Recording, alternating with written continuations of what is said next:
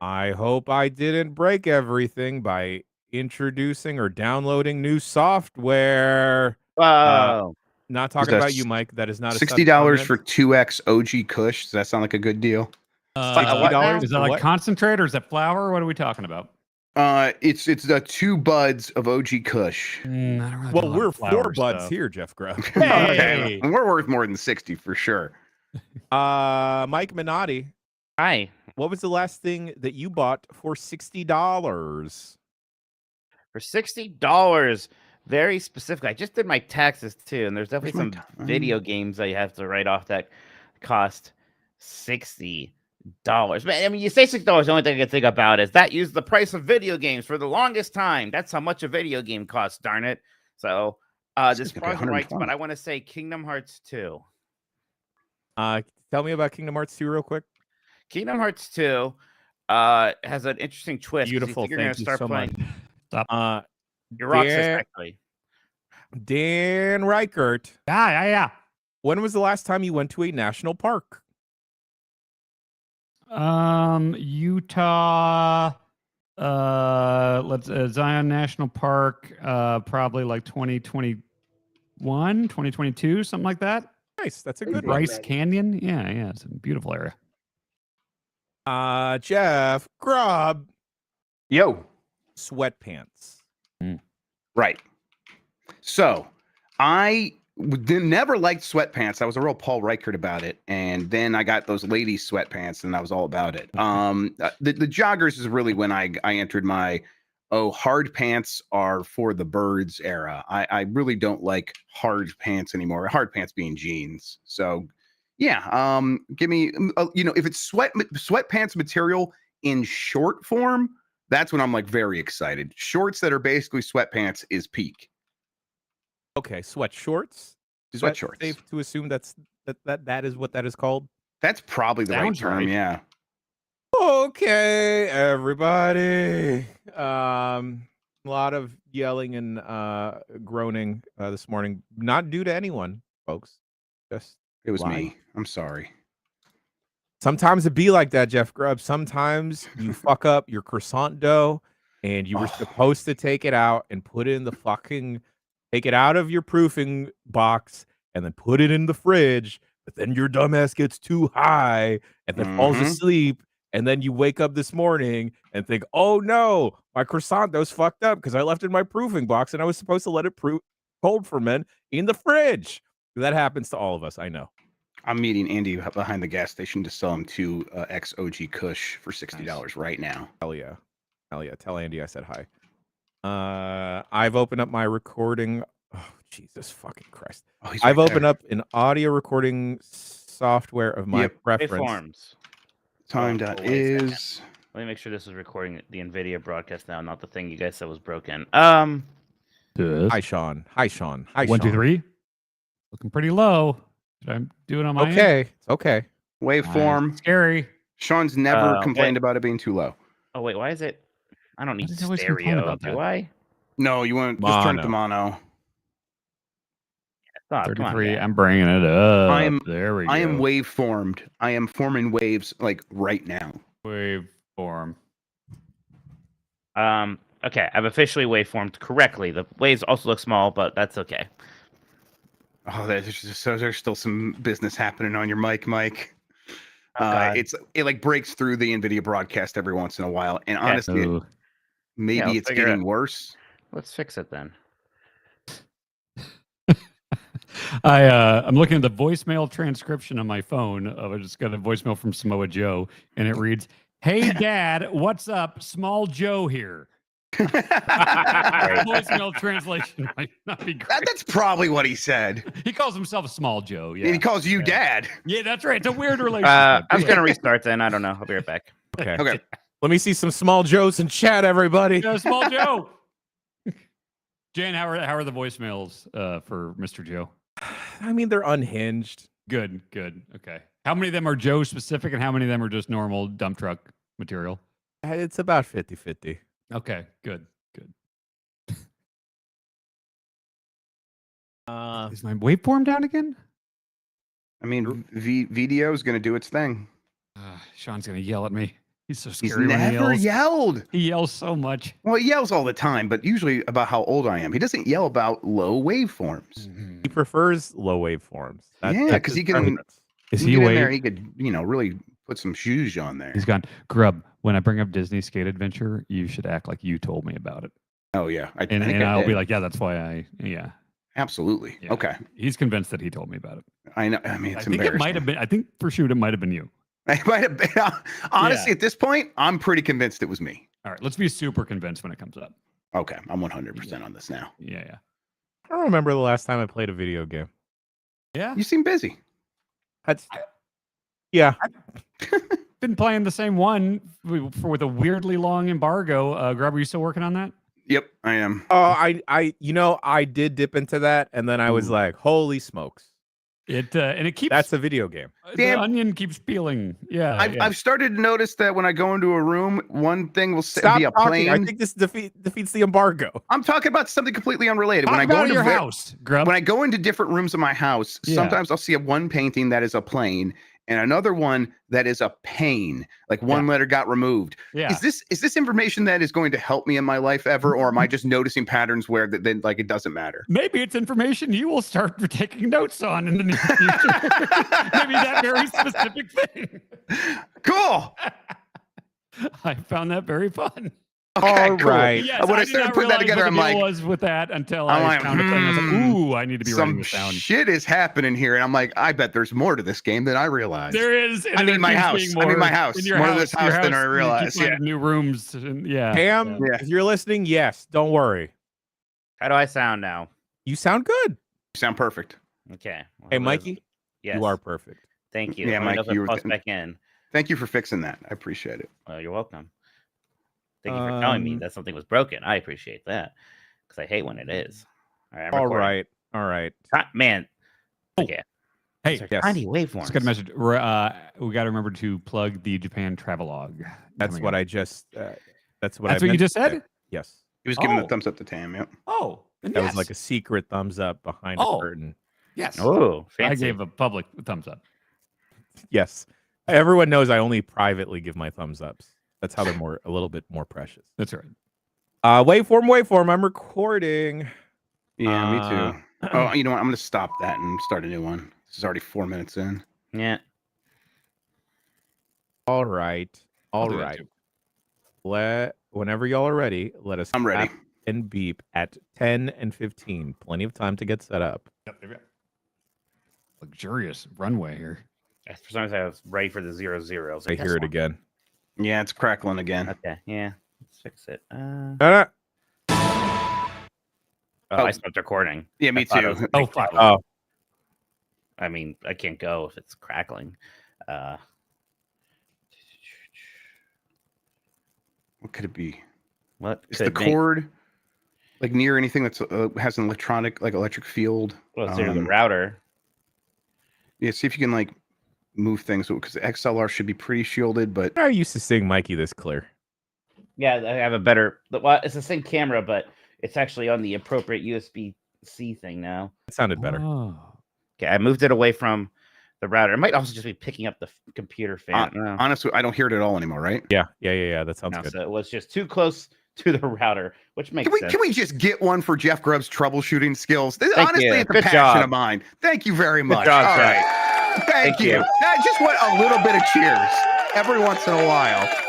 Fuck yeah. Thank you, All right, I'm Jeff. ready. You're Jeff. You're my hero today. Thank you. That's all I was looking for. Oh God, hold on. Wait 1 second. Let's do that. Somebody that. said Jesus. troubleshooting, which I like. Oh, Yeah. grubble shooting, real good. Yeah. Yeah, Oops. it is suspiciously that's- close to the router. Yeah. That was not applause. That was Cardi B. Okay. All right. Let's clap beep respectively at 45 and 50. Okay.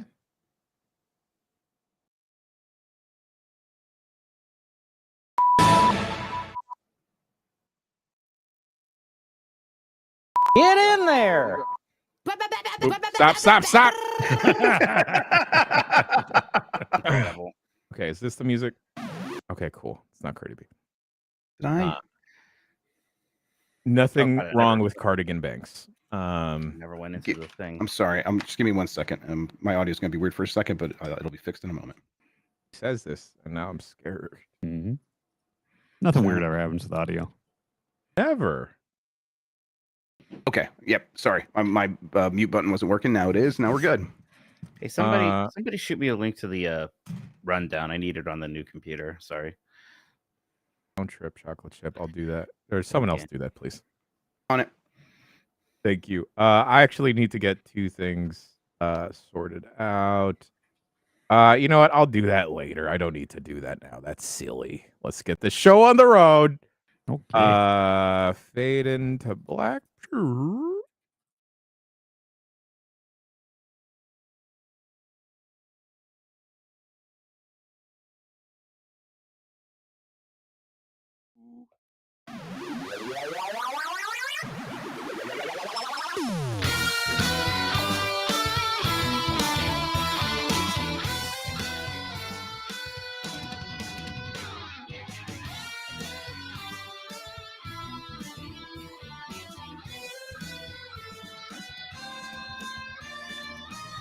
Hey,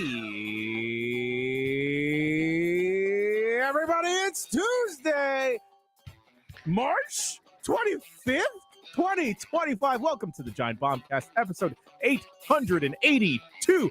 I'm your host, Jan Choa. Joining me, as always, co-captain of the ship. He's over in the pastry section of the restaurant, just looking at butter, slathering it all over the desserts, and himself, Jeff Grubb.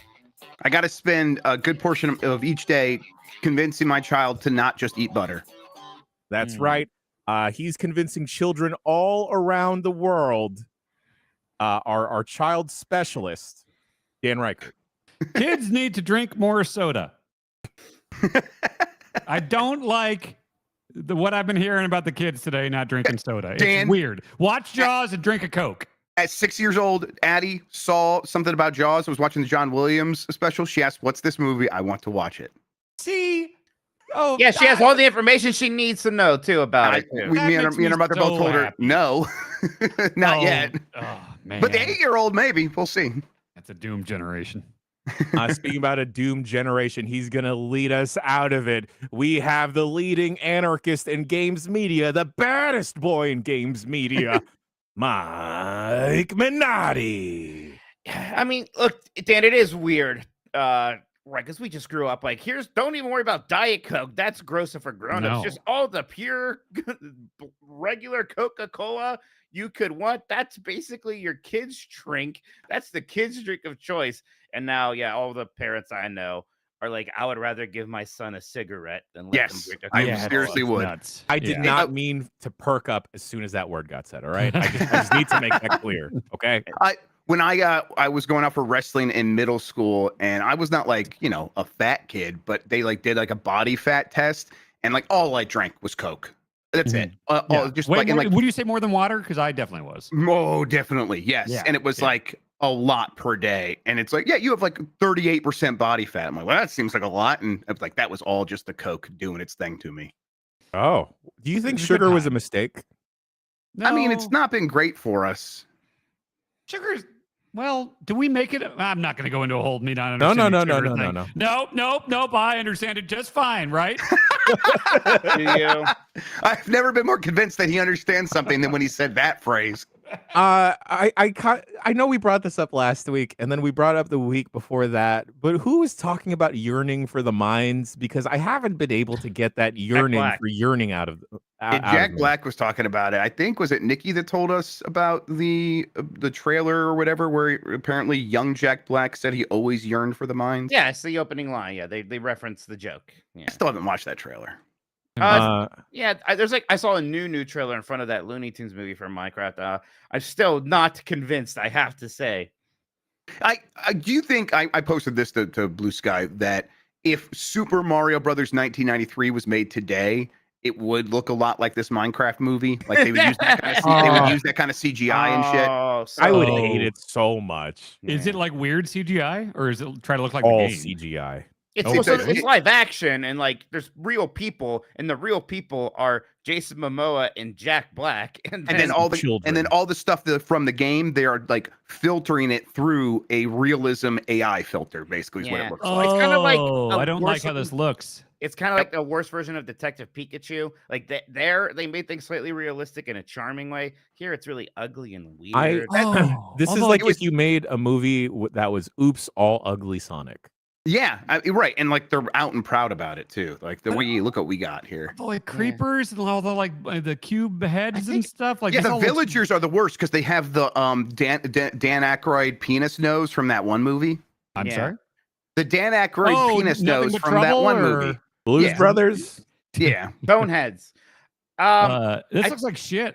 I think the difference now, though, Jeff, is that kids love ugly shit these days. Yeah, but I came around on Super Mario Brothers 1993, right? Like I love that now. As a kid, it was like, man, I can't believe they did this to Mario, and now I'm like, this ugly shit. I wish we had more of this. It's weird and different, and I wonder if the kids are like fully embracing that. You're right. They're like the Roblox generation. They love their ugly shit. There's Skibbity Toilet generation. They love stupid ugly shit. Is it ironic? Then why aren't we more popular then? I don't know. That's a good point. Question for the father in the room. Dan, you can chime in if you want as well. Sure, I will. Grub, do the gimmicks understand practical stuff versus CGI stuff yet? Like they don't think about it that much, mostly because and I don't know if this is universal, but my understanding is it's pretty universal among kids that the age that I have. They don't really watch much live action at all. They are almost exclusively watching animated films, and that's computer animated films, which is kind of all that exists today. So it's kind of a hurdle to get them to even try some live action stuff. Emmy's just sort of like maybe doing a little bit of that, but overall, it's like if it's not animated, they're like, this is not a kid's movie, and therefore I am bored. You know what's not a 3D movie that's in theaters right now? You can take the kids to see.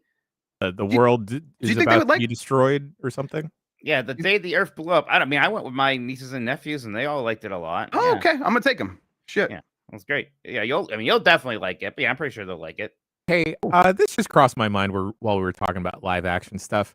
I don't think we can call the live action Lion King live action. Oh, this is a very old conversation. Is this old? Jan, I'm sorry. Okay, You're right. You're right, Jan. But it is a conversation that's definitely happened a bunch, and it's like even the people that are saying live action at this point admit they're like, yeah, we get it's a CGI. It's just to delineate between the two. Yeah, we got to make a difference here. I'm not gonna say realistic animated one. You know. Apparently, me and Bonk are way in the minority by we both like that movie a lot. Yeah, you're fucking weird. Fine. Bonk saw it twice in theaters. I've never known her to see something twice in theaters. It's completely fine, but it's just like I don't want to see fake, real animals. Cartoons are fake. Well, no, you know what I mean. Like they're presenting it as like this is live action. They're not saying it's a shoe. They didn't say it's a documentary. There's no David Attenborough talking over it. What I'm saying is I just want more puppets. Give me more puppets. I am pro puppet. Yeah. Did anybody else see Mufasa? It was okay.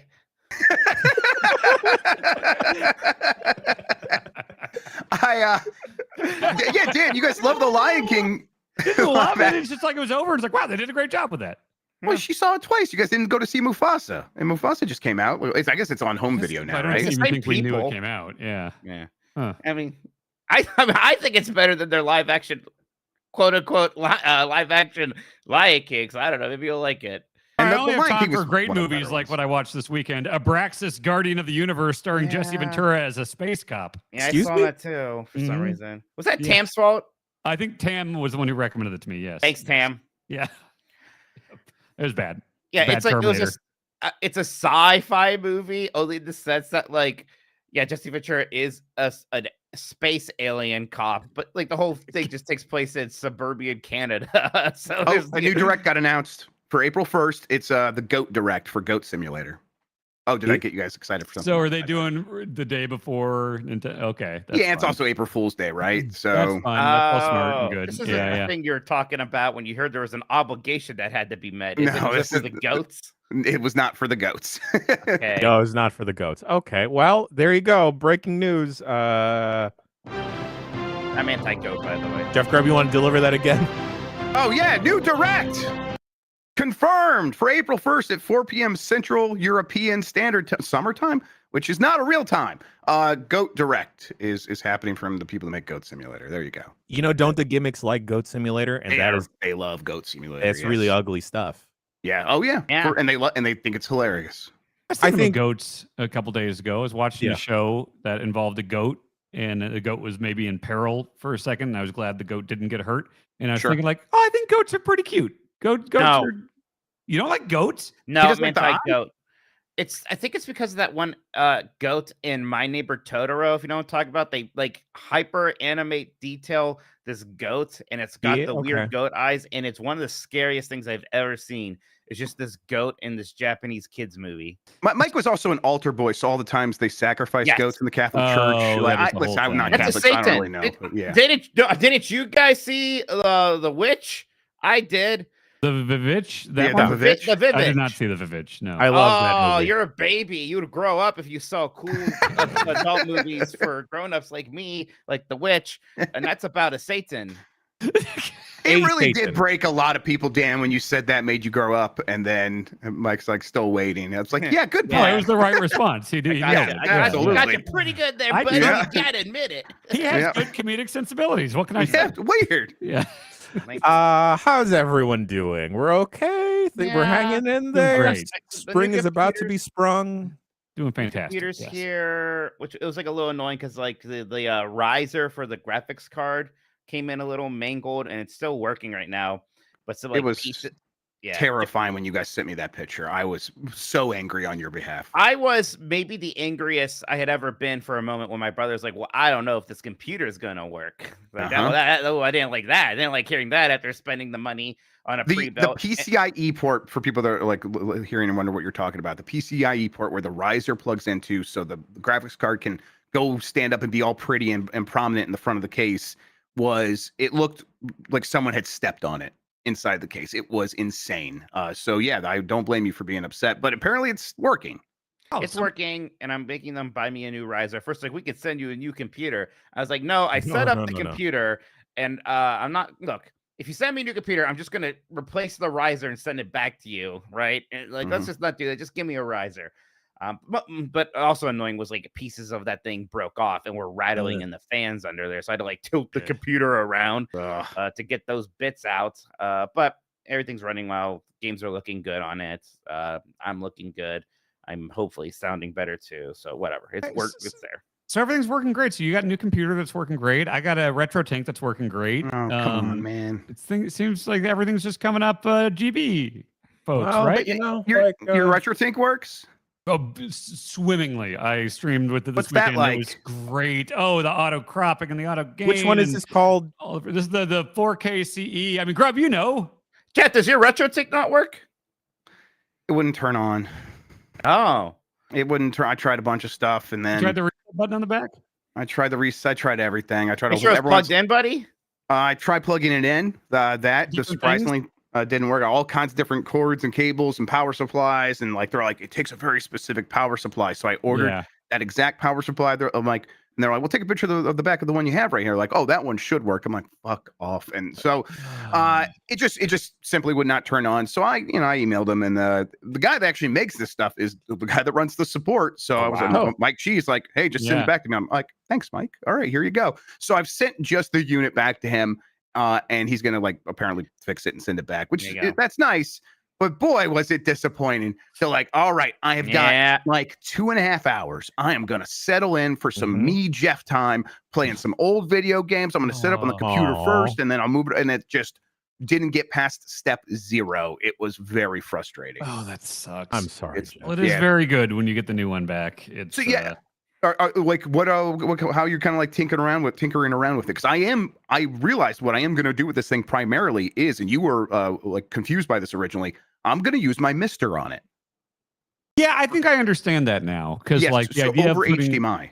Because you can go in through HDMI. That's what I was doing with I was actually going HDMI out of my GameCube with an adapter I've got on the back of that going into the RetroTink. And then all the like actual like scanline stuff, I usually don't turn that on when it's just like an in-game scanline thing.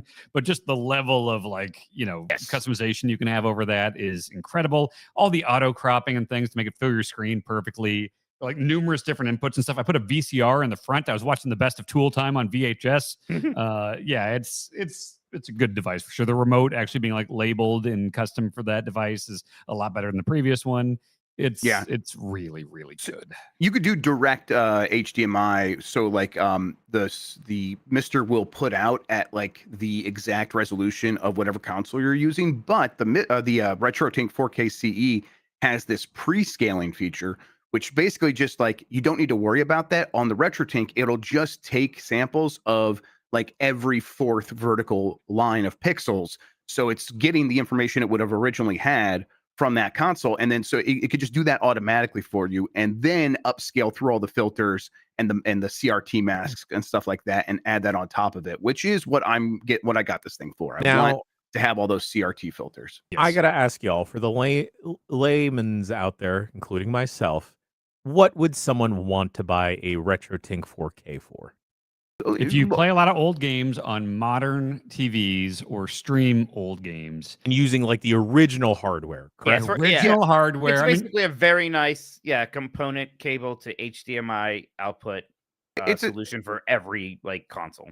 Right, and the main thing it does is the scaling. So your TV has a scaler in it, so if it gets 480i content, it knows how to display it on the 4K TV. But those scalers are cheap and shitty and have a ton of latency for gaming. You can't rely on them for especially older consoles. It's why anyone who's tried plugging an older console directly into the TV, that's what makes it look bad, is the bad scaler, the poor scaling. So the RetroTink usually understands what it's getting. If it doesn't, like, community members will make profiles for every device out there. But it's to the point where, like, even the Switch, you could plug the Switch into here and get like some benefits of plugging that into a 4K TV and just cleaning up the image just a tiny bit, but it does make a difference. And then again, there's no latency. So it is for a lot of old games, but any sort of hardware that is not outputting natively to 4K will get benefits from this thing. Is it weird? I love playing old games. I love using original hardware. I have a RetroTink 5X. I have never had very much interest at all in CRT filters. I don't know. Like, I grew up playing games that way, and we talked about this the other day. Like, you've also spent a lot of time in emulators playing like the pixels blown up to look exactly like they look on computer, and that's also an aesthetic now that people enjoy. I think that's what it is, right? Yeah, because like the first time I played Super Metroid wasn't really on the SNES. It was on an emulator in like 1999 or maybe like 2002 or something like that. So I'm fine with the chunky, sharp edge pixels just as much. It's fine. Yeah, there's something really nice about, like, I tested Mario 64 as one of the first things because I know exactly what that game looks like, and it's like, when I just had it on the base settings and everything, you can see those little J's on his hat and everything, and then you turn on like the Gaussian blur and you bring it up a couple pips, and it's like, oh, this nice like smooth rounded thing, or like the pixel art, the portraits and like Symphony of the Night and things like that look so much better with some scan lines. It's fantastic. Just kind of seeing like 2D portraits that were made for CRT TVs get smudged together in a way where they look like, oh my god, this looks much more like a person than when I played on an emulator. Just kind of getting that effect. I like that a lot. And I just played on a lot of crappy CRTs, so I'm like, I'm going to use composite cables plugged in this thing. I want you turn on black and white filters to get really nostalgic. I might do that. We'll see. Yes. I put in the tape that I made in 2000 of Cactus Jack versus Triple H in the street fight at Madison Square Garden at the Royal Rumble, and I watched that through a RetroTink 4K, and I was like, this is the stuff. There you go. Watch your 9/11 tapes yet? What's that? Did you watch your 9/11 tapes yet? I haven't been in the mood to put in my old 9/11. It's not the season, exactly. Cocktail, right. Maybe Valentine's Day next year. Ooh, totally. Yeah. I need to leave this website because I'm not only am I tempted now to buy an obscene amount of VHS tapes because of y'all. A CRT TV that I don't need and don't have the space for. Sure. Now I want to buy this RetroTink. Yeah. And now if I'm another person asking Bacalar, can I expense this? He's especially going to say no. No, maybe it's like, well, no, we all need it. And then everyone gets it. A rising tide, right? Yes. Sure. That's what that means. Ships.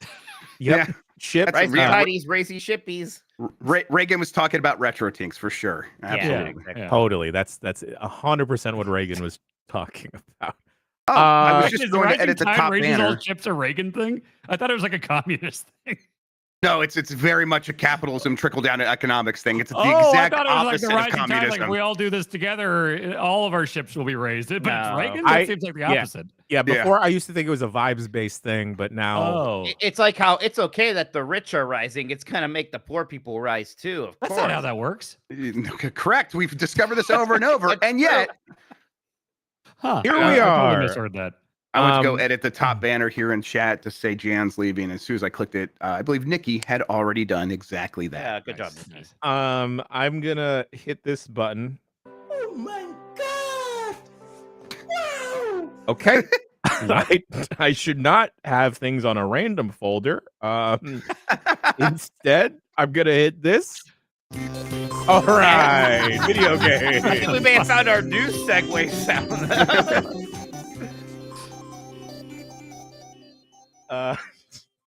All right, video games.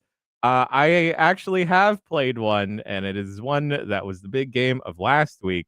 We might talk about it in the news, perhaps. Assassin's Creed Shadows.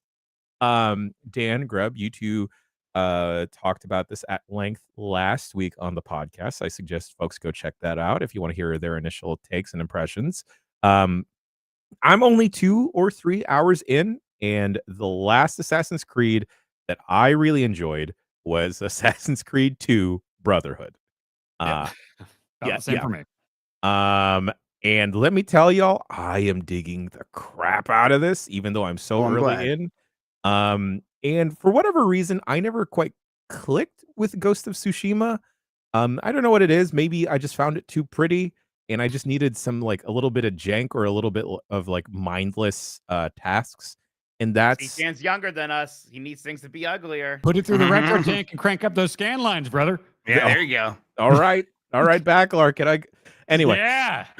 But I'm really digging this, and I guess I kind of got the rug pulled from underneath me because I was under the assumption that this would kind of be more like Assassin's Creed Syndicate, where the two different characters are more prominent in terms of like switching back and forth of like, all right, you got to go be the brother now you got to go be the sister, or you can switch at any time. And now I'm like, oh, I'm gonna be Naue for a bit. Oh, that's chill. Okay.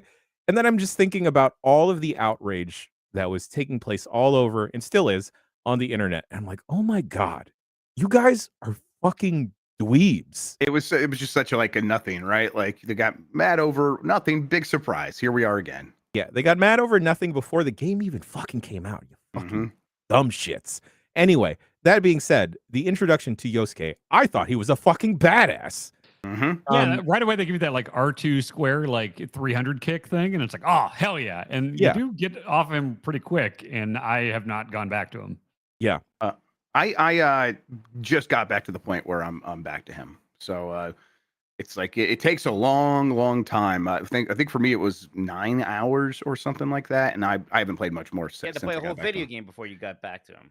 Basically, yes. And it's, I mean, I think it kind of is everything everyone was saying. I think it's a combination of factors. I think they probably did like pull back a little bit from like his introduction, like, and gave more time with Naue, maybe just to like avoid criticism, even if a lot of it was bad faith. But I think also he just was an afterthought. Like, I think it was, we have Naue, who is the ninja, and that's where all the, like, we're going to have all our fun innovation here. And then for someone who just wants to go in there and wreck house, here is this really tall guy in Japan just beating everybody up. It's it is like an alternative, but it also is just like less in the weeds of figuring out the Assassin's Creed systems, because you could just go in there and beat anyone up by punching them or doing the 300 kick. Can he climb? I think Like- so. Like he Yeah, can like right? scale like a whole like temple like she can? Yeah, I don't know if it's as elegant. I think so. God, I'm like, Okay. 'cause like I said, Weird. when I got back to him, I don't It remember. still has to be. I know it's a different playstyle, but it's still an Assassin's Creed game. You gotta be able to climb a building and jump into hay. Oh, or they're saying something. no in chat. No, he cannot. What? Yep. I mean, it's a very, Really? it is like very different in a lot of ways. Huh. Weird. And Okay. and you have to like, it's like, okay, now I'm on the dude section. I have to go through, you know, his story before I can go back to Naue. I just got back to him, Yeah. so I'm not played with him at all, really. Yeah, I just wonder if don't it's know. like a GTA 5 style, like, switch back and forth, or if it's like story-based moments or whatever. 'Cause, you I haven't definitely- even had the option yet. You definitely, I think you can like go back to your HQ and choose, because I think that's what we saw Sean do, and then Sean chose to go back with Naue and just continue with her story. Gotcha. Yeah, the small bits I've played so far with Naue makes me think that I might really enjoy stealth. I didn't as like a younger gamer, I guess, but like now just like waiting for the right moment and sequence to pop off so I can just off a bunch of dudes. And it makes me want to go back because I've heard people clamoring for an Assassin's Creed set in Japan or like a stealth game set in Japan for forever because of the Tenchu series. And I never checked out the Tenchu series. And I was wondering, do y'all think, or do the people listening at home, do the Tenchu games hold up? There's got to be some Tenchu games that like I played the first Tenchu and loved it, but that's it's FromSoft, right? So at least it's Is interesting. Cookie and cream. Yeah. Are you making that up? Cookies. I make up things all the time, but they were definitely I knew it involved was with from. Tenchu early on. That's why they made Sekiro. They were going to they were originally going to make that Look at Tenchu, that. and then they decided it wasn't. I'm sorry I doubted you. I don't blame you. It's worth always double checking. I used to rent Tenchu, and I really liked the idea of like, I'm just going to throw rice balls off a roof, and when a guy can't help but eat it off the ground, I'm going to go down and stab him. But I always got caught every single time. So I'm both people in that equation. yeah, You know, someone throws a ball at me, like, oh, Wait a shit, this is second. on the great. ground in San Francisco. Oh hell yeah! They're tangentially related. They were related enough, Jeff. It counts. Yeah, they were involved. Is Totally what I said. Yeah. I think it says Acquire was the main developer, I guess. Yeah. Back in the day, I never really played that much Tenchu. I think I rented one of them and thought it was kind of neat, but I think it seemed maybe at that point a little overwhelming to me. I think the first Tenchu is probably worth just like looking at as a point of curiosity. And now to continue down the curiosity train, I do kind of want to circle back to an older Splinter Cell game. Oh, sure. I don't know why. I just want to hide in the shadows. Maybe that's how I feel right now. I always liked the saying the words Pandora Tomorrow together. I think those are good. Good subtitle. It definitely sounds like a Steven Seagal movie. Parentheses positive. Jandora Tomorrow. Oh, Jandora. That's tomorrow. good. Wait, which one had the co-op mode? Because there's a co-op mode that's Jandora and Chaos awesome. Theory, right? The 2v2 mode, is that what you're like? No, not No, Spies there's vs. a Mercs. co-op Spies mode. vs. Mercs was like early Xbox Live. I want to try. I've never tried Spies versus Mercs, and I would loved it. I want to do it so bad. That'd be Wait, fun. So Conviction had the co-op one. Jan, I would 100% do co-op Splinter Cell with you. Conviction's the one that's basically just a third-person shooter. I love Conviction. That's the only one I really like. Yeah, imagine that. That's Jan, would you do it? Oh, 100%, Dan. Let's do that. I'm writing this down. Yes. I think Conviction's the only one I played through, and I barely remember anything about it except the way it would write like giant mission objectives on the walls. Right. I thought that was kind of cool. The co-op Splinter Cell mode, the two Sam Fishers, they had different night vision colors, right? I think so. Yeah. One was blue or something. I did it with Kayla when she was visiting once. Yeah, we super should- fun. okay. We did it a split screen. Could you still do it online today? Because like, Jan, I would do this Monday with you. We could do Parsec. Well, I mean, yeah, if we have to, we'll Parsec it and we'll just run an emulator. Xbox 360. Yeah.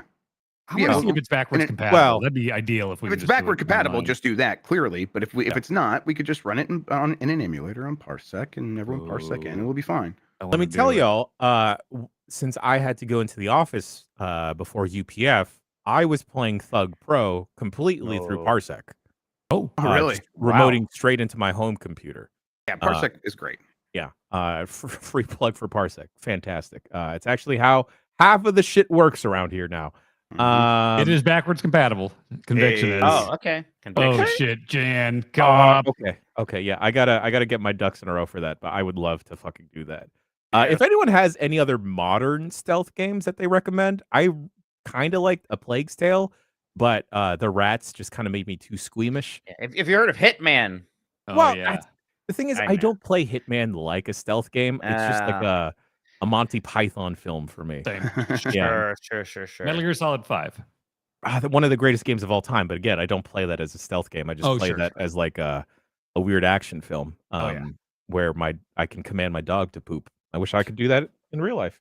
Yeah. Anyway, speaking about Thug Pro, Dan Riker, you have had the skating bug because you checked out Disney Extreme Skate Adventure. Oh, I was telling you about this. I'm glad you checked it out. Oh, shut the hell checked it up. out, Grub. Yeah, no. I didn't know what the hell? fuck you were talking about, Grub, when you brought it up. And then I was like, there's no way it's actually the Tony Hawk engine. And sure enough, yeah, I streamed that over the weekend. And it's just, you can pick like Buzz Lightyear or Woody or whatever, or Jungle Book Kid.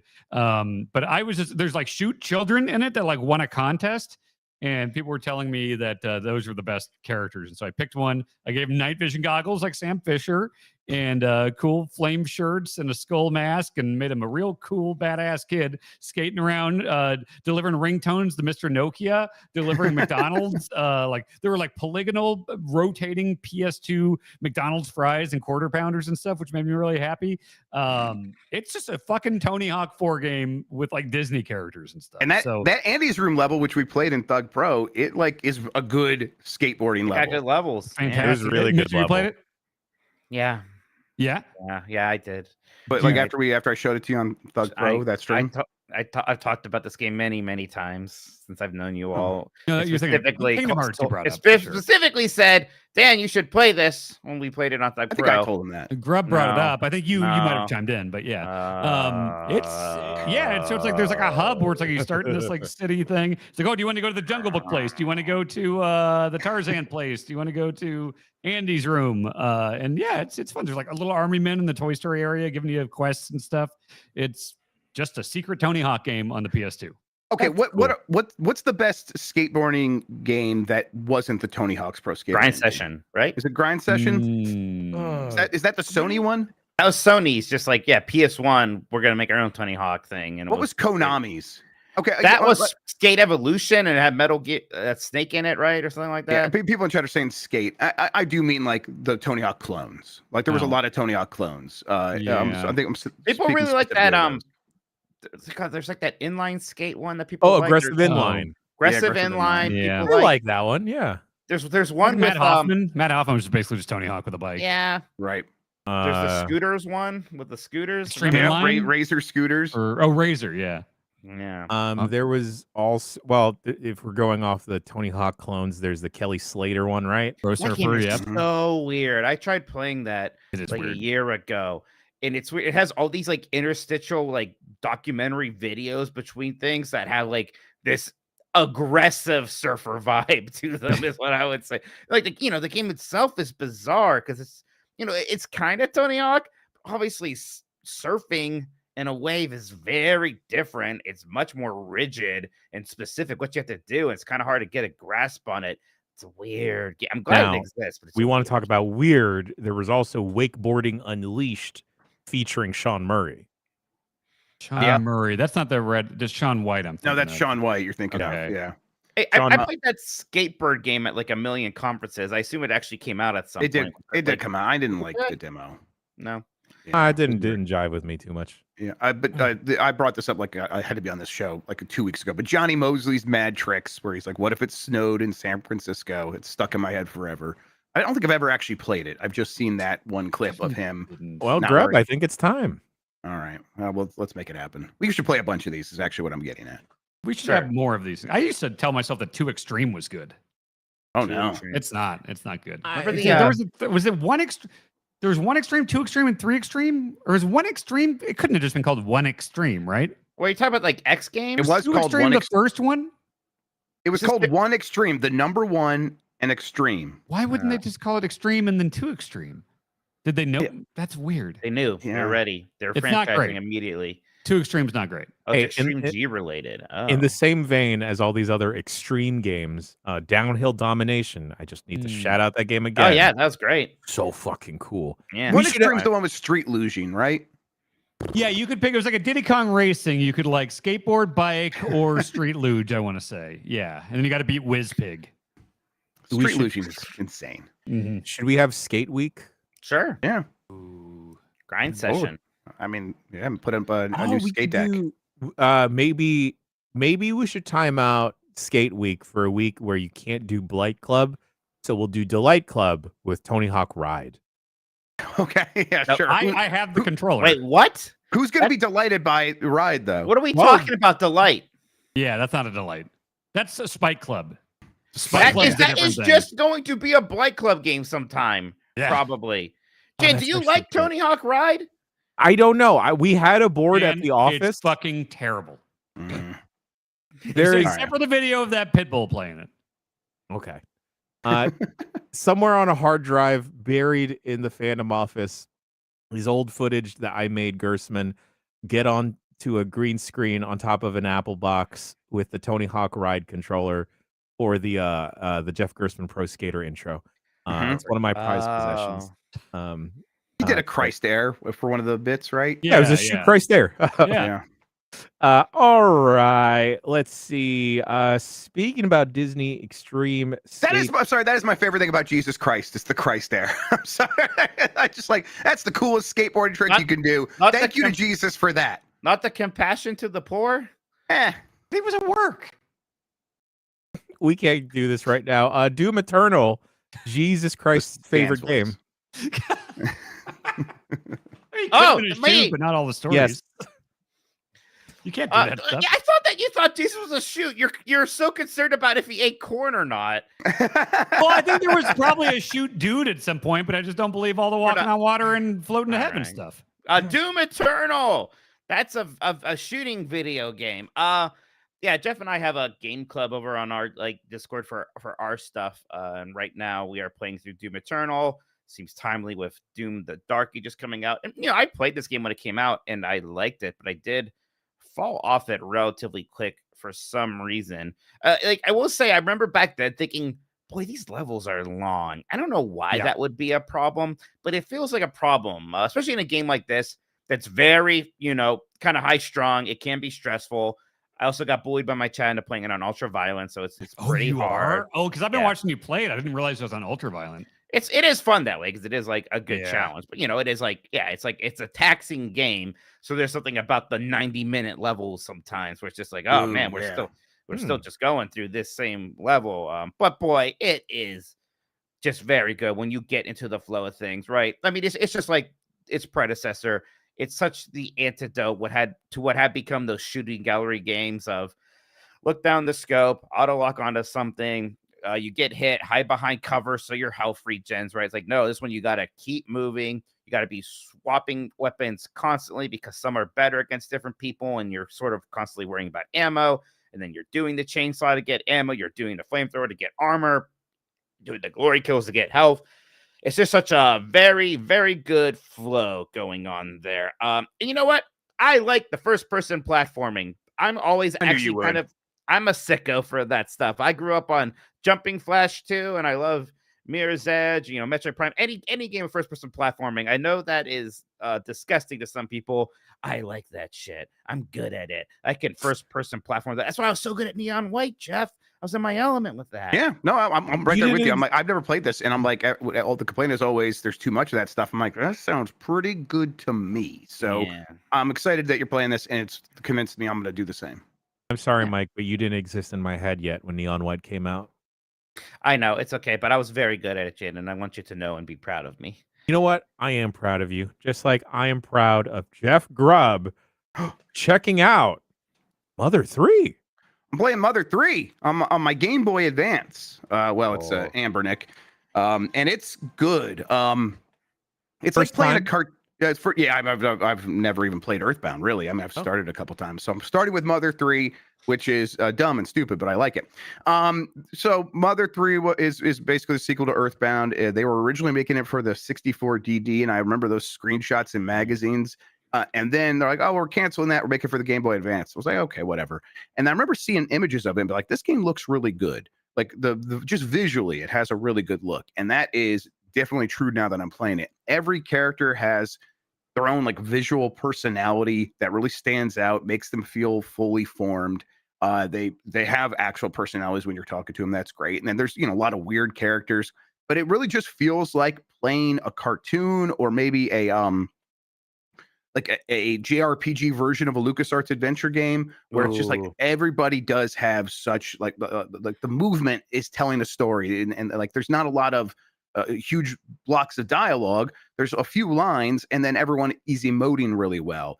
And then the combat is has a cool surprise in it where I'm like, okay, is this just like Dragon Quest? Is it just there's the enemy up there, I have my menu down here, and we're attacking it? It's like, yeah, but guess what? There's this secret thing in here that you might accidentally discover, like I did, where if you press the button at the right time, each enemy has a heartbeat, and if you time your button presses to their heartbeat, you can keep attacking them on and do like 16 hit combos. And you have to like, it is not very forgiving, and it doesn't like telegraph a lot of it. So you have to just kind of get on the game's wavelength. Now, apparently, I looked it up after this. There are ways to improve your ability to listen to their heartbeat. Like if you put an enemy to sleep, their heartbeat will become audible. Oh, Otherwise, it's just silent, and you just have to like get in the groove with it. And I've been doing a lot of that because I don't have the sleep move yet, and I'm like getting pretty good. Where it's like I'm getting 5-6 hit combos kind of every time now with my characters, and it's just because I'm like tapping my foot and I could kind of hear the beat in my head. So it's like keeping me super engaged. That's like my thing with JRPGs. As soon as I begin to get a little disengaged from the combat, I lose steam. And the thing that has always helped is timed combat presses is enough for me to latch onto. And this is like one of the cooler implementations of that I've seen. Yeah. When you do it, as soon as you start up hitting the button on the second button press and you timed it correctly, music notes actually pop up on the screen, and you could see them circle around. And like as you press them, they like burst as you get the timing right. It's just really well done. I think the biggest part of it though is I just really like looking at it. Game Boy Advance maybe has the most timeless looking games of all time, and Mother 3 is up there for sure. It just looks so nice. I'm really into what I played so far. Yeah, I think the GBA. I think that's where I cap out or where of my favorite Pokemon game looks. Like I really liked how Ruby and Sapphire looked. Yeah. Yep. Really thought that was really nice. As well as a bunch of other JRPGs. Just more about the English translation is done by fans. You can have this, kiddo, if you want, but you can't turn it on down here, all right? There you go. Yeah, that fan translation. Yeah, so it's a fan translation, and it's really well done. It feels like it could be done by Nintendo Treehouse. There's a lot of really good jokes and stuff like that. It's I don't know. I've been popped a bunch of times, and I was expecting very like vanilla. And so I was like very surprised by that, and that's like another thing that's keeping me going. It's just like, oh, the writing is really well done. Dumb question about Earthbound. So the first one, the Super Nintendo one that came out here, that is Mother 1? No, Mother 1 was a Famicom/NES game that we did not get here. Is that the one we got on Switch Online recently? Yeah, that's called Earthbound Beginnings now. So that's Earthbound's Mother 2.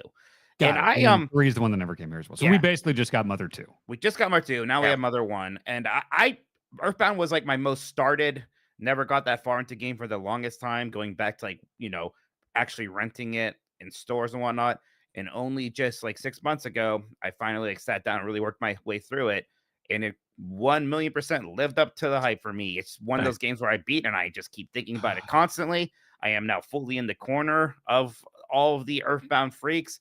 Like, oh, that game was great and special. And I really want to start playing Mother 3 sooner rather than later. There's always a part of me that's like, Nintendo's going to release that thing eventually. And I think they will. But there's no reason to think it's anytime soon still. And, it sounds like the fan translation is fantastic. I should just play it right now. Now, I've started the original one, the Super Nintendo one that came out here several times because it's like, it didn't have a lot of those like the fantasy RPG tropes that drive me away. So I thought maybe I'd like it.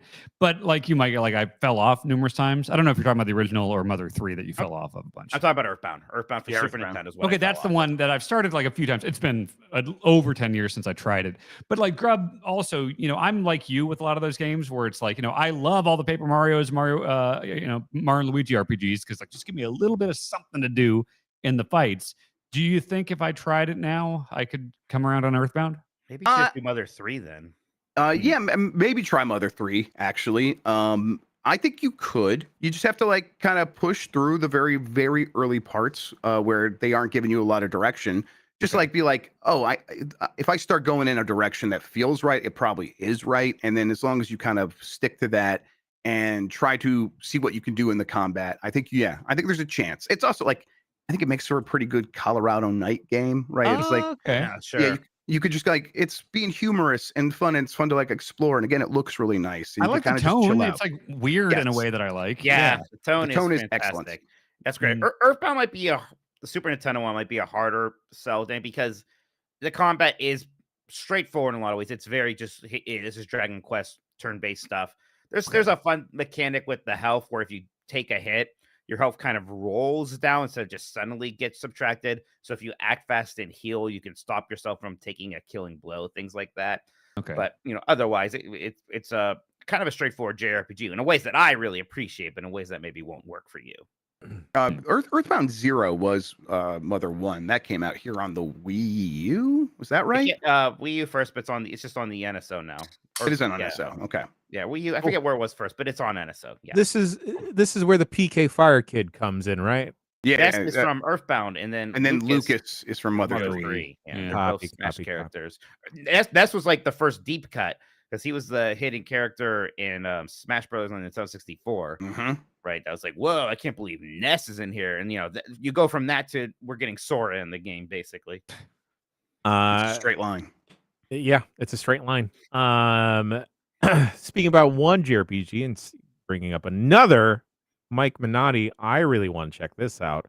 I'm excited to hear what you have to say about Xenoblade Chronicles X or Charlie XCX. Charlie XCX. Only a couple hours into this one. I kind of have a weird history with the Xenoblade games. I've played all of them, except for the original Xenoblade Chronicles X. I play through them. But you only play them to give them bad reviews, right? No, I always like them, and then I am always like, oh, people really like these, and I kind of come away a little bit. Oh, I think these are a little overrated. 3 was definitely the one I liked the most.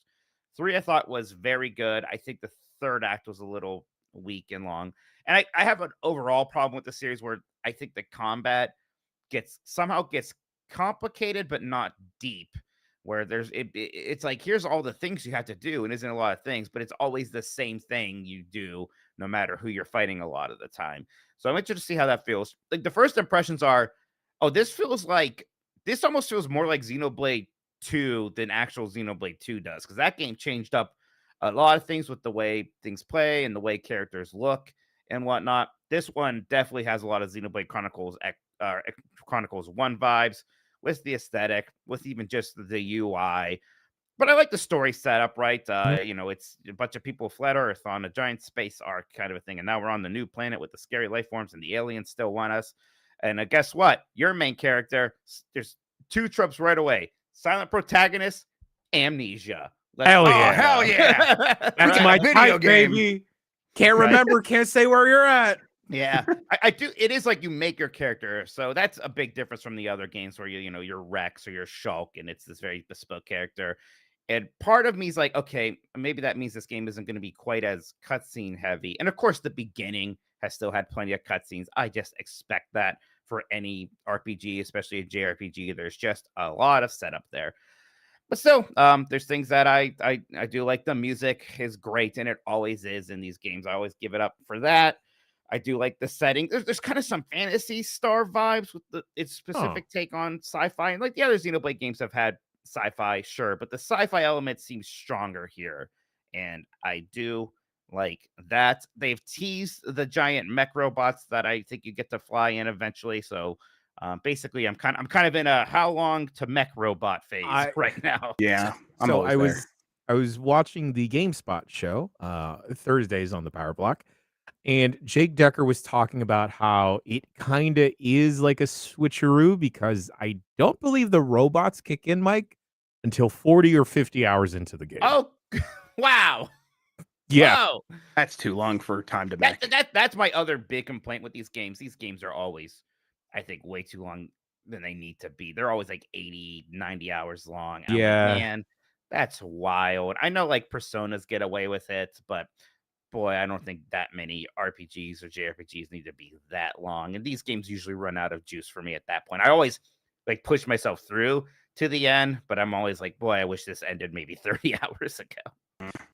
Yeah, given how slammed my schedule is lately, but my gaming preference is for maybe a JRPG, I would like maybe that I don't have to spend 2 weeks into a game. Maybe I just want to spend like a lovely afternoon or a Colorado night playing one, perhaps. Yeah. Yeah, Uh, that's why, like, like before this, I was just playing Mario's Picross at Donkey Kong 94. And there that you was, go. a very good time. There is something about the, hey, maybe this is the last game I play on my Switch 1 aspect of it that's sort of, I don't know if it's neat, I guess. I'm like, yeah, this game's kind of ugly because it's, it's a Wii U game on Switch 1. It's a definitive edition, but the Switch isn't that much more powerful than a Wii U. Mhm. So I don't know. The text is tiny, right? And just all these things, the frame rate's not great. And I'm almost finding it kind of charming because I know I'm not going to be stuck with it for much longer. Speaking about ugly looking games, Dan Reichert, you Yeah. played one hell of a mess last week on Blight Club. I did. Now the reason, and the reason I put it on here is because it didn't end at Blight Club. Oh no. Well, I beat ET for the Atari 2600 on Blight Club, and now I am number 10 on the global speedrun leaderboard. That's awesome, man. I'm so impressed. I'm the 10th best ET player in the world. Yeah.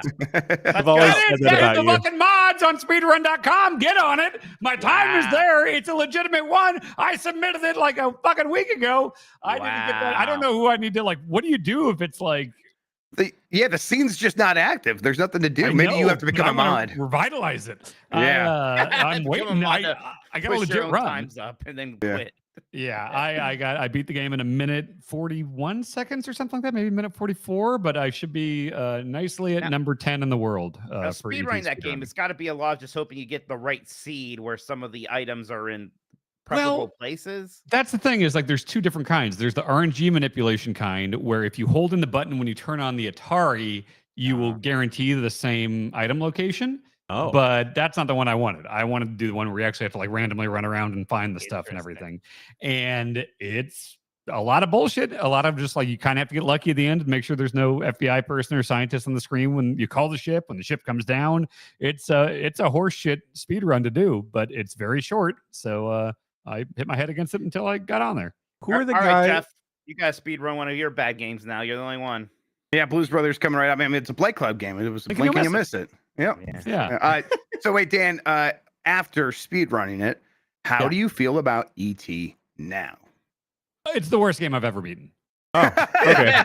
I'll tell you what, I played through it after he did, and it was worse than I was expecting. Even after watching him play it, I can't believe how bad it feels to play that game. I cannot believe that game has a single defender, even if their motivation is pity for the man who had to make the game in a short time frame. I don't care. You do not have to defend this terrible, awful video game. What is the studio that remade or like redid System Shock recently? Night Dive.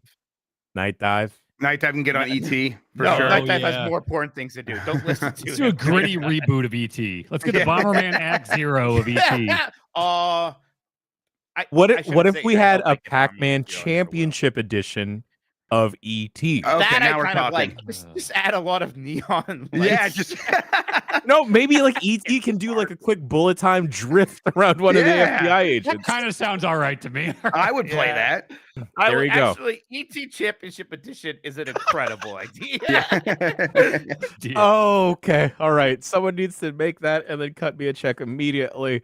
Jeff Grubb, you've been getting down in the dirt all over again with Wreckfest 2. Yeah, this is out in early access now, and I think it's something we probably should try. I know the community likes it when we play Wreckfest. Wreckfest 2, it's very good. It's got the damage modeling that I find very fascinating, where it's just cool to see cars crumple and to see the wheel beginning to like wobble really hard. And it's like, yeah, this thing's about to break, and then you go around a turn and that wheel just goes flying off, and now you're down on just not even the rim, like whatever's on beneath the rim, and so turning becomes very difficult, and it just like looks better than it ever did in Wreckfest 1, which was already a really good looking game.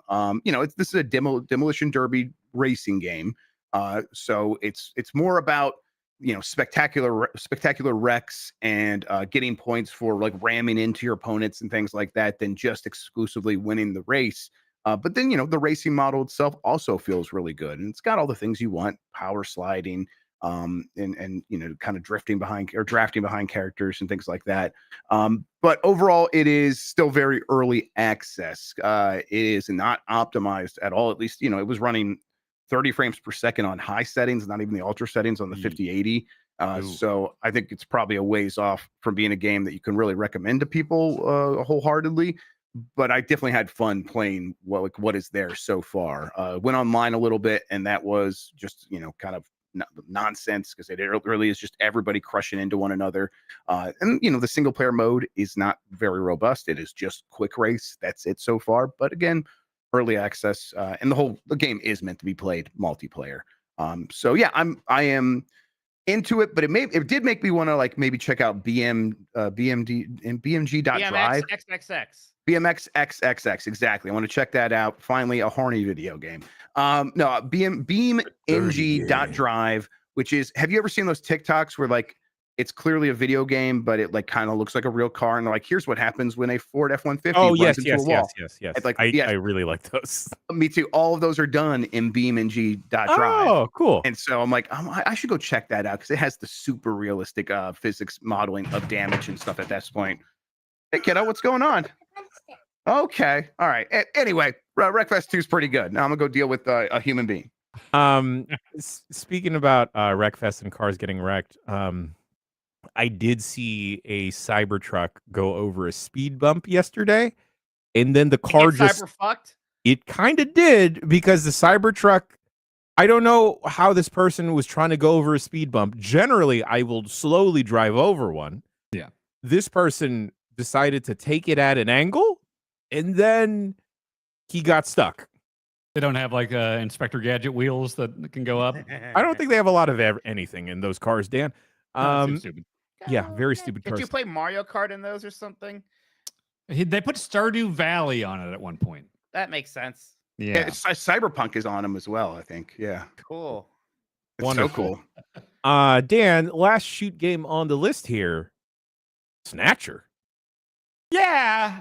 Hideo Kojima is a game developer. He's been around for a long time. And did you know, before Metal Gear Solid, he made a game called Snatcher, and I played it for the Sega CD.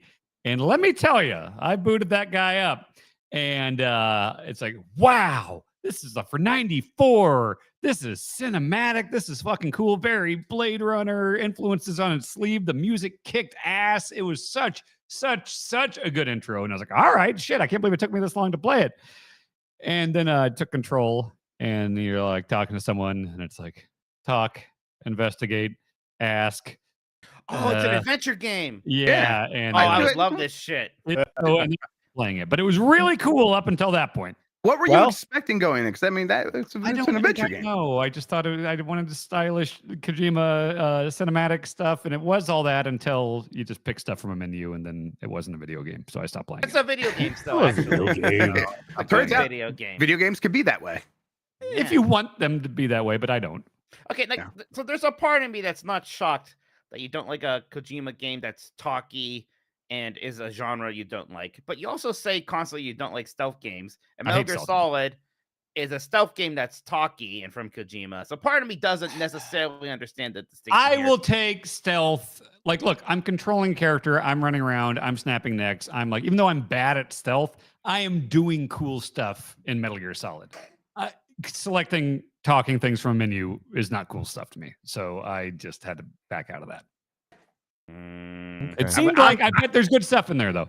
I definitely want. Snatcher sounds like way up my alley. It'll probably be I like Metal Gear Solid 1 and 3 a lot. It might not be my favorite Kojima game, but I bet I would appreciate Snatcher and Police Knots, which I think is pretty much the same style. Yeah, I also want to check out Police Knots just because vibes. Yeah. All right.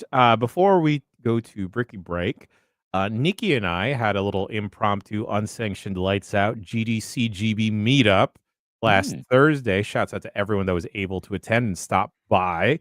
There was this one person, though, that showed up. It was very sweaty. He ran really hot. I think I know who this is. And he just spoke very fast, and he looked like he had a penchant for perhaps wearing a robe and sitting on a floor. And I just made the assumption that he really loved dogs. Yeah. Shy about it, though. I think his name was Matthias, Matthias, Rory, I think. Interesting. And good old Roar Dog saw that I was getting into Magic, and Rory, forever the enabler, gave me a playmat. Oh my god. And then 2 Lord of the Rings Magic the Oh, Gathering nice. packs. Good So deal. shouts out to good old Roar Dog. Thankfully, he did not fart in my vicinity this time, but even if he did, Oh, I'm sorry. I wouldn't have been able to hear it because it was a big place. You might with him. Forever the wild card. Love you, Rory. Real quick, just before we move on from games for good, Dan, you played a bunch of those Xbox Live arcade games, Yeah. and I gotta say, like, I was looking for my Xbox 360 that whole time, like the controller, because I'm like, well, not all that stuff is going to be backward compatible. All of it was backward compatible. You played all of that on Xbox Series X? Everything I played on that stream was backwards. I played all that on the Series X. There were ones that I wanted to play that were not on there. Sadly, Okay. there was not the Method Man Sour Patch Kids Capcom game. There was not Way of the Dog, the Snoop Dogg game. Sure. Bionic Commando Rearmed was not on there. Okay. Yeah. So there are there's like, some. Yeah, there's some That game's omissions. just got to be on Steam, though, right? Rearmed? I would hope so. I don't Those games know. are There's a good. sequel, too. Yeah. Hey, that Castlevania game y'all finished the stream with? Yeah. Weird. That It zoom was out is cool. crazy. Where you see the whole fucking thing with all the enemies and the boss shooting a beam across the whole stage. Like, Yeah. wild. Yeah. Yeah. Either way, I just forgot how good that backward compatibility stuff was. They did so much, and like the fact Yeah. that so many of those Xbox XBLA games did work was really cool. And I really appreciate that because it's like there are certain things like I never really played Max Payne back in the day. And it's like, oh shit, those are backwards compatible and they run way better on the Series Oh, X nice. now. Like you want to play Mercenaries, Playground Destruction, that is awesome on a Series X. Ah. Like it really like looks good, runs good. Like I really do like how You know what Xbox else is does great that. with backwards compatibility and the frame boosting and all that stuff? What's that? The Mirror's Edge looks really good on there. Holy Do I gotta shit. go know get what? an Xbox now? You know what? Okay, Jan, let's try to get Splinter Cell co-op working by Monday. If we hit any snags, or even if I'm putting Mirror's Edge on the short list for Okay. Rikers Roulette on Monday. Okay. I'm writing that down. Okay, Mirror's Edge, backwards compat. I'm doing it. And Bionic Commando Rearmed, they're both on Steam. And Bionic Commando Really? 2009 is Hot dog very arm? positive recent reviews. Oh. Yeah. All right. I'm gonna play that again. It's a good co-op game, I'm too. It's fun. Gonna say it again. The part where you say you're gonna fuck the worm boss is the weirdest thing I've ever seen in a video game. Have I said this it's kinda here? cool. Man, I though. forgot about that. Yeah. It's the weirdest thing. It's the most I thought I was going crazy while playing a video game. I respect so much that they did that weird thing. Respect.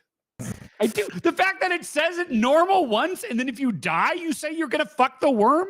That's It's weird. I do respect it too. You're right. All Jaguar, I right. guess I have to fuck it. All right, folks. That does it for video game talk. We're going to take a quick Bricky break, and we will be back with the video game news. Oh my god! You gotta get the button off there.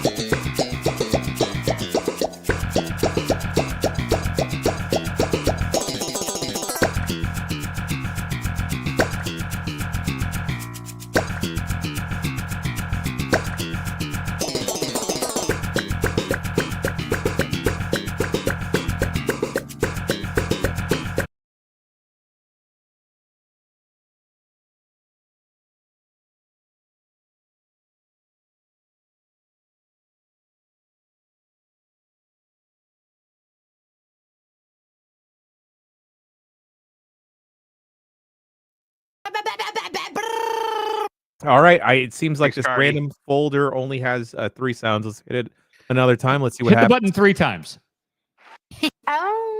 Oh, Chef Grub. There it is.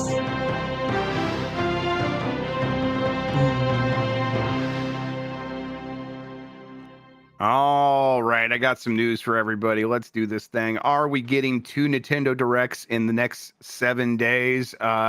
I don't know, but there's definitely lots of smoke out there. Rumors suggest an imminent Nintendo Direct this week, preceding the Switch 2 Direct on April 2nd. So a separate Nintendo Direct event for that, or some sort of Nintendo presentation. I guess it could be a partner direct or an indie showcase. Could be a bunch of different stuff.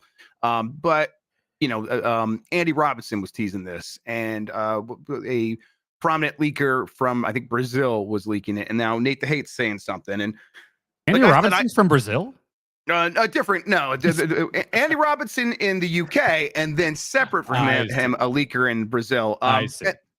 And then I've heard that there was something that was supposed to happen back in February, and it never happened for whatever reason. But they, there were announcements that were supposed to be a part of that never happened. What world event happened in February then?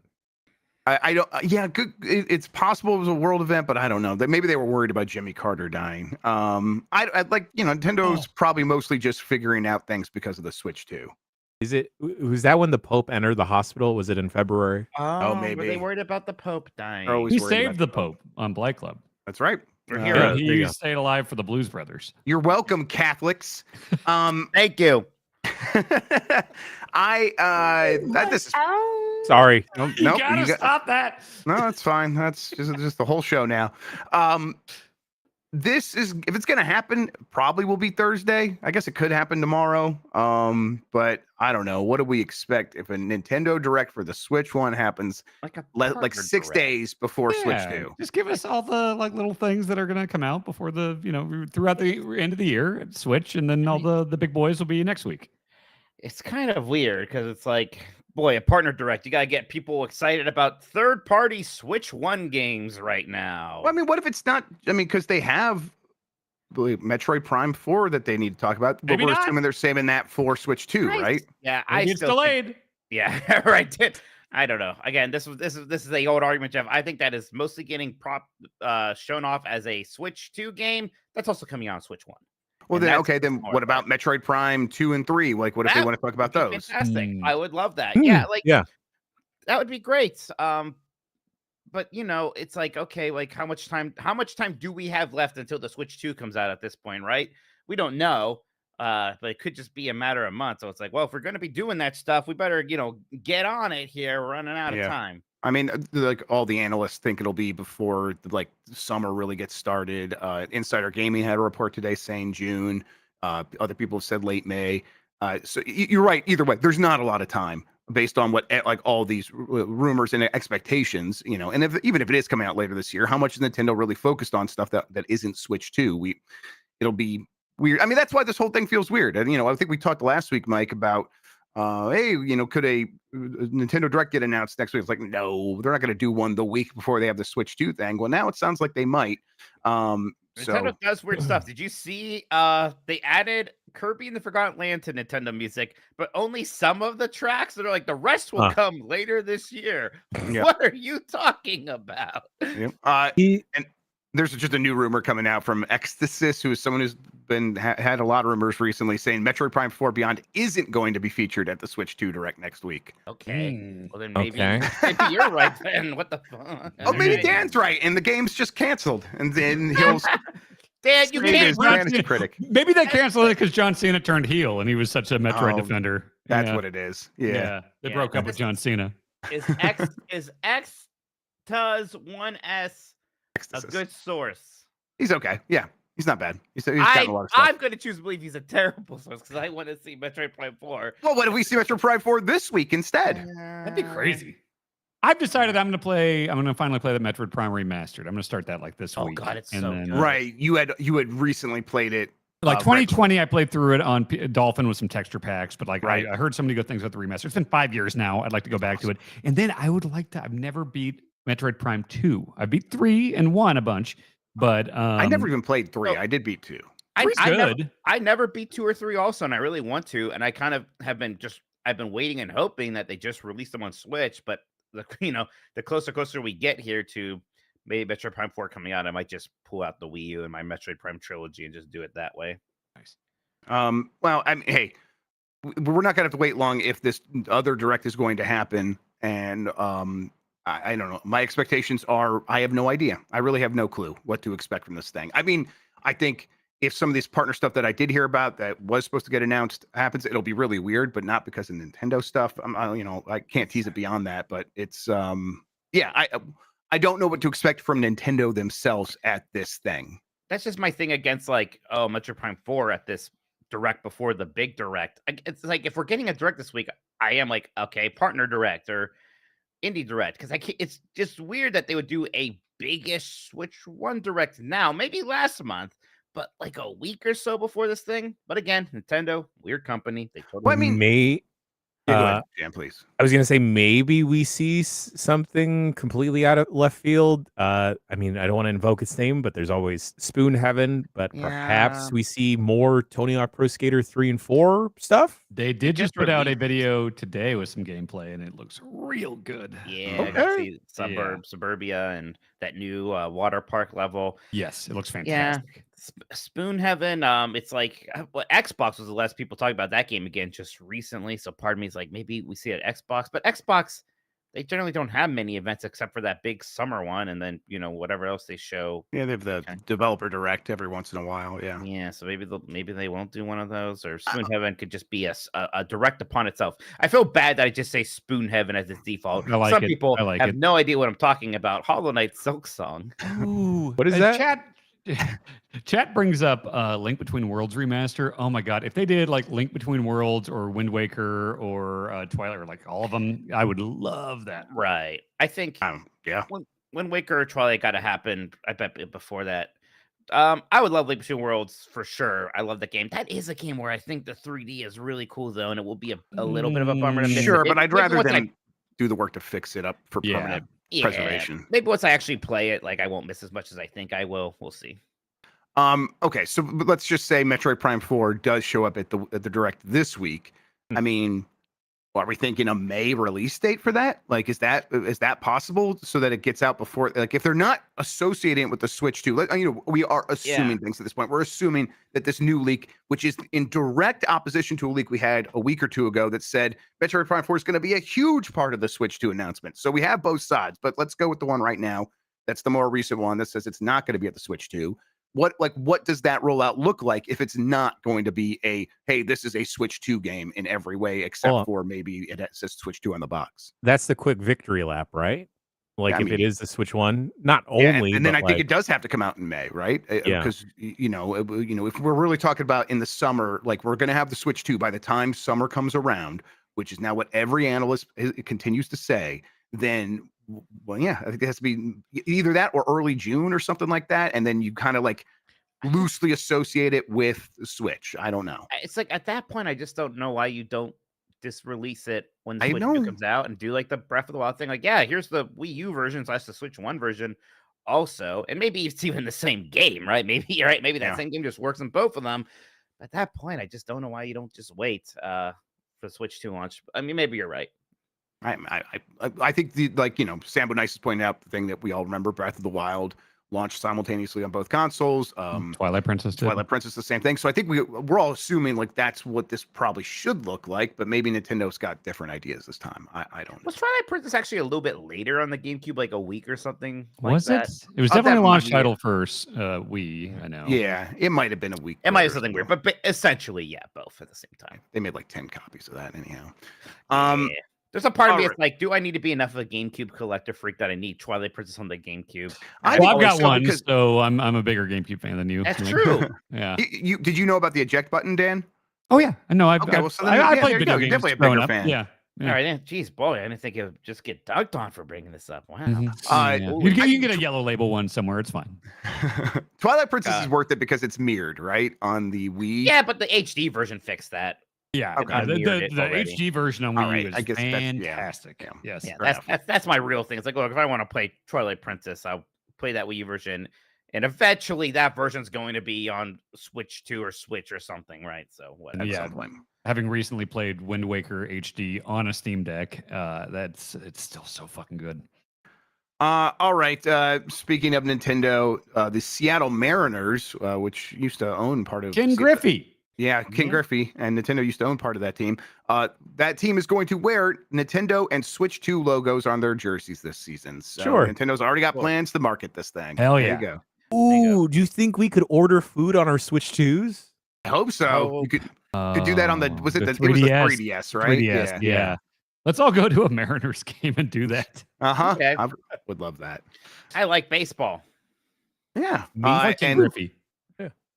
And baseball, very popular in Japan. So Shohei Ohtani shows up for a game with the Seattle Mariners, and all of Japan will be watching, and that'll be money very well spent for Nintendo. Do you think that? I mean, does this make you think that a new Mario baseball game is even more likely, or do you think this partnership? I think so. We've had the Mario Super Sluggers rumors for a while now, and I think we were like, okay, well, wouldn't they try to time that to the beginning of the baseball season? And I think we kind of talked ourselves out of them needing to do that. Do y'all know how many copies of a Mario baseball game they would sell if they put Shohei Ohtani in it? Yeah, they should just put him in it. Think that it's like almost a certainty that he is in the Mario Sluggers game. If that game is Michael Heim will cry. This is man. He already does. Yes. Yeah, Shohei Ohtani is maybe the shootest man. So they could say he's from like New Donk City, and that's why, Or they could say he's from Los Angeles, but yeah. Japan. Or New Los. I forgot that part of Xenoblade Chronicles X. I don't know why I thought it was so funny, but you're escaping Earth that blew up, and they're like, and we made our new outpost, so we named it after the city from Earth that was based on. I was like, it was gonna be Paris, London, New York, and they're like New Los Angeles. And for some reason, that made me laugh. I loved it in the GameCube version of NBA Street Volume 3, where you could be Mario, Peach, and Luigi. And me and Mahardy played that a couple years ago, and it's like seeing like Carmelo Anthony dunk on Mario is the funniest shit in the world to me. It's good. Do more of that. Yeah, just doing a crossover with Mario is a pretty absurd thing to see. New God of War coming this year, maybe. New God of War side story project set in Greece is reportedly coming this year. I heard about this. I talked about it on Blue Sky. I was trying to find out, hey, there was all those rumors about a God of War Greek collection / remaster around the time of the State of Play. And that I heard it was not going to be in the State of Play, but if something God of War could happen around the anniversary. Now, nothing did happen around the anniversary. I don't know why that didn't happen, but it seems like something was supposed to happen and didn't. I don't know. So New God of War is a side project that is coming out this year, and it will star the Greek Kratos. So, I would probably set your expectations a little bit lower than like a Miles Morales. Okay. Maybe quite a bit lower, actually. It's kind of weird. I liked those games, especially back then. I don't know how much I'm hankering for a return to the Greek setting. They did a lot of those. There's the 3 numbered ones. PSP. Then there were the 3 prequel ones, the 2 PSP ones, and then Ascension. Yeah. We had 6 of those. It's like, I assume it's not going to play like the old ones. It's going to play like the new game, but we're going to have edgelord Kratos, which I was pretty tired of even back. He's a father, Mike. What's wrong with being a father? It's Mike. The ashes of his relatives. No, I'm saying I like him when he's a father of not the daughter he killed in those games. He has the angst about it, right? I don't know. I guess I should be happy about getting a new game. As a part of me, it's like, actually, I think I'd rather you just gave me a nice collection, or maybe a very nice remaster or remake of the first game. I have a lot of questions about what a new Greek God of War game even looks like. What is it about? Because again, we already had these 3 sequels that are in between calls, so now we're going back to that time frame to see him be mad at some other god or demigod again. I don't know. I should see it before I'm too judgy on it. Grub, do you think it may be similar to Valhalla, how that was kind of like a roguelike, just set in the Greek pantheon instead? It's like I can only say so much more based on like the information I was given. I know a bit more, but I'm just not allowed to talk about much more. Sure. And so I would set your It's a different kind of game foundational. Kart racer. Snatcher. Okay, but put those two together and you got it. Whoa. Yeah, kart racing Snatcher. No. It's a Knight Rider like. It's Yes, a Geometry exactly. Wars like, huh? Okay, now we're talking.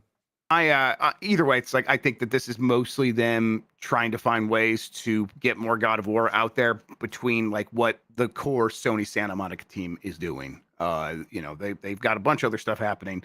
This is not them necessarily. Okay.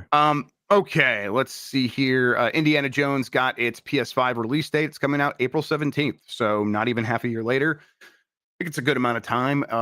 Like it came and it was very successful and people really liked that game, but it has already sort of left the public consciousness, and now it gets another chance to find a new audience on a console with even more people playing it. So I don't know. I think everything about this seems like it's working. What do you guys think? Then it'll have another at least boost in public consciousness when the DLC comes out later this year, which is still happening.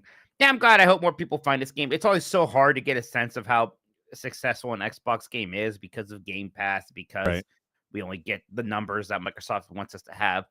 I think maybe this game did well. I don't know, think it's super popped off or anything like that. So I hope more people discover it, check it out now that it's on PS5. Grub and everyone here, do publishers factor in timed exclusivity when it comes to like sales numbers? Like if the initial sales numbers if they're not necessarily the best, do they factor in like that second boom that'll come in afterwards after that exclusivity window ends? I know that Squeenix is very up in arms about that, but something with like Indiana Jones. The only thing that count is the money. This is like, I think we get bogged down in all kinds of different things when we're trying to figure out like what's going on in the video game industry. The only thing these companies are ever counting is how much money did it cost and how much money did it make. Here is the P&L sheet. Here are the profits. Here are the losses.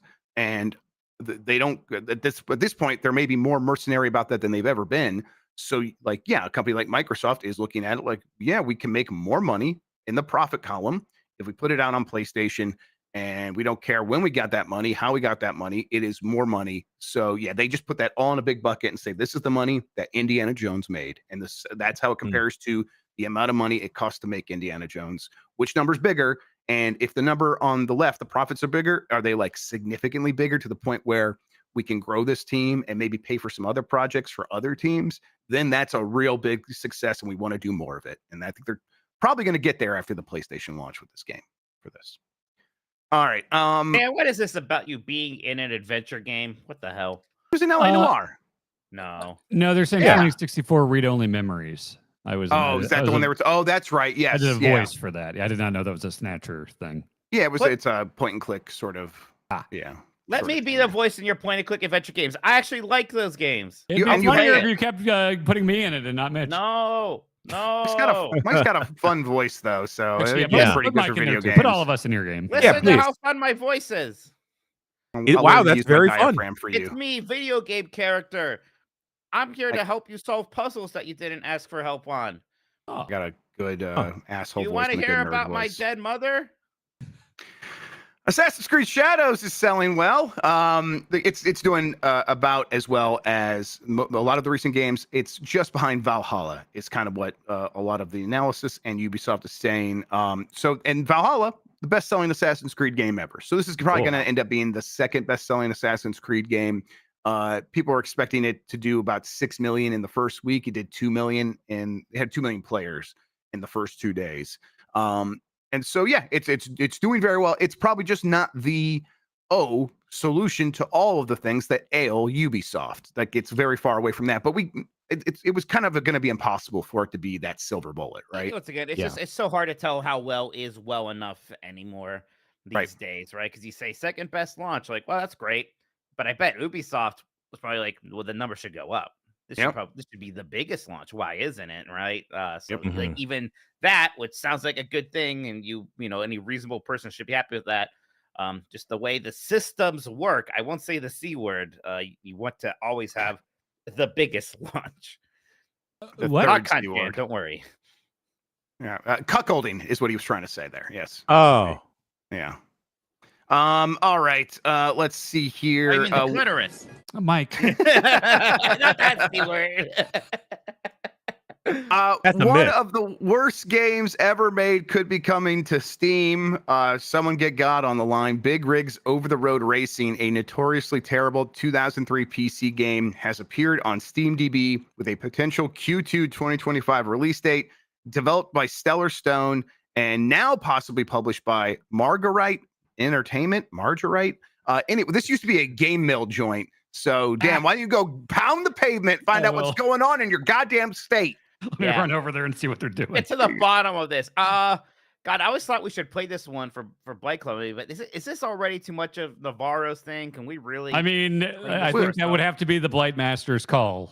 Yeah, I mean, I don't think so. It's a bad game. We can play it. We're gonna play all the bad games. Well, then I want to respect the Blight Master. I don't think Alex Navarro would care or want to be bothered by any of this. I don't think personally. We refer to him as the Blight Master with proper respect. Yeah. Hi, Alex. I respect you as a human man. I think Alex, you're just out there doing you're on good a stuff. first Whoa. name basis Yeah. with the Blight Master, are you? All right, you know what? Let me dial back, Mr. Navarro. I think that it's okay if we play this game. But we'll see. I actually don't know. Does it fit well for anything other than a lightning round? Yeah, it'd definitely be a lightning round situation for sure. Yeah, I'm not sure. Yeah, so many things I play about this game. It's just the broken physics and the lack of collision. It's barely a game. Add an idea to the chalkboard. Next lightning round should be peripheral based games. I like that. Oh, this is just you and Tony Hawk ride. Yeah, you're just asking for Tony Hawk. He says that's a delight, though. Well, I mean, there's got to be another peripheral based. There's a lot of one, bad. right? You have to like beat a game Dan with is a 100% activator. going to play the Steel Battalion Connect game. Like That's that's not a happening. peripheral. Well, I guess the Connect is. Connect is a Yeah. peripheral. Isn't the how long to beat way too long on that one?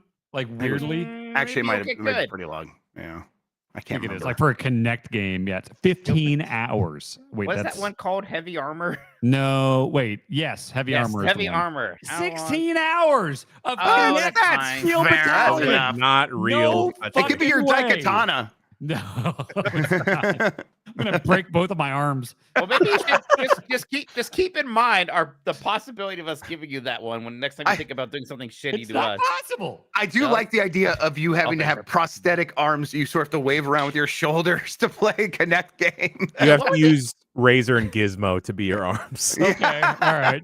What were they thinking, man? I like Doom Eternal is like 16 hours long, right? I'm like, that's a little long for this. I like this game a lot, but I'm gonna be exhausted by then. 16 hours for this fucking bad Connect mech Also, game. like it's a game where you try to do things with the Connect by like moving your hand over to a dial, and the Connect will struggle with that. So it's got to be longer. I wonder if that 16 hours factors in like you trying to do something 30 times before it just actually doesn't works. work.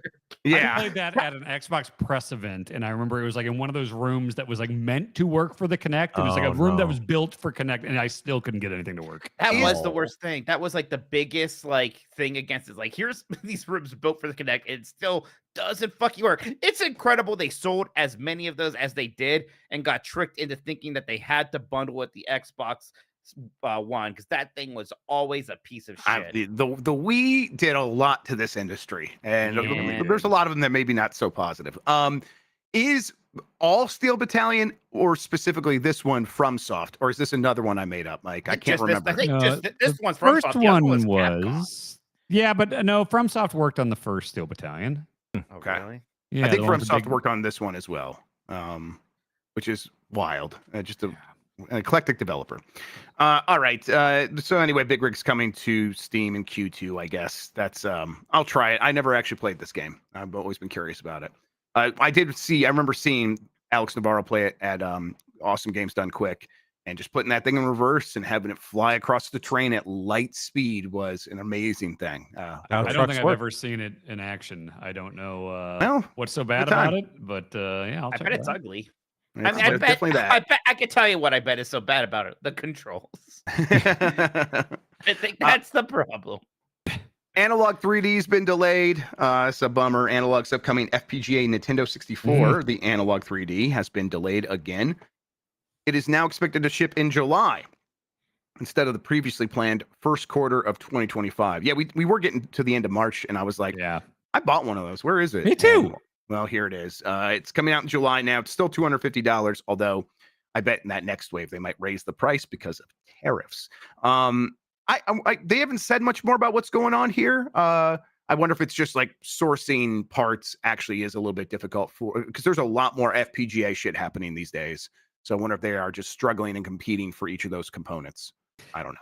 I just need some way to play a Nintendo 64 game. Yeah, we've been deprived so long, and so to have to wait a few more months before I can play anything on Nintendo 64 is really painful. Grub, Feel so honest bad for question. you guys. Right now in your house, how many devices do you think you can play Mario 64 well on? Okay, the Switch, I would say I'm guessing 15. Yes, there are 10 handhelds at least that could. Then there is my phone that counts. Yep. So that's 11. I have like 4 actual N64s that could play it. If I count all the PCs that are just turned on, not even the ones that are in this house, because there's like 2 under this table that could, but just the ones that are plugged in, that would be another 3. So that's like 14. And then there's the actual N64. There is the Mister I just got set up with N64 the core is good. The other day. So I'm at like 16 off the top of my head. Yeah, I think now that I'm thinking about it, maybe 20 to 25 for me. Yeah, I could probably get have up a there. problem. Yeah. Oh yeah. Well, I've never defended myself. I am in a Nintendo 64 mood. I think I will probably plug in my. You're not allowed. You don't show that console enough respect. Well, that's why I'm gonna give it another chance to see if it finally doesn't suck ass. You're just gonna hurt me again. There you go. Yeah. I does did look find cool. all my cartridges like from my childhood and stuff. I have some good ones, so I'm like, I'm in a mood to play Jet Force Gemini. It's a weird kind of good, weird, bad game. Yeah, I want to be the guy who beats Jet Force Gemini on a stream. I think that. I think that's Blessing Jr. Actually. I have GoldenEye. I at some point I want to play GoldenEye and see how I really feel about it after I finish it and everything. It's fantastic. Still Good game.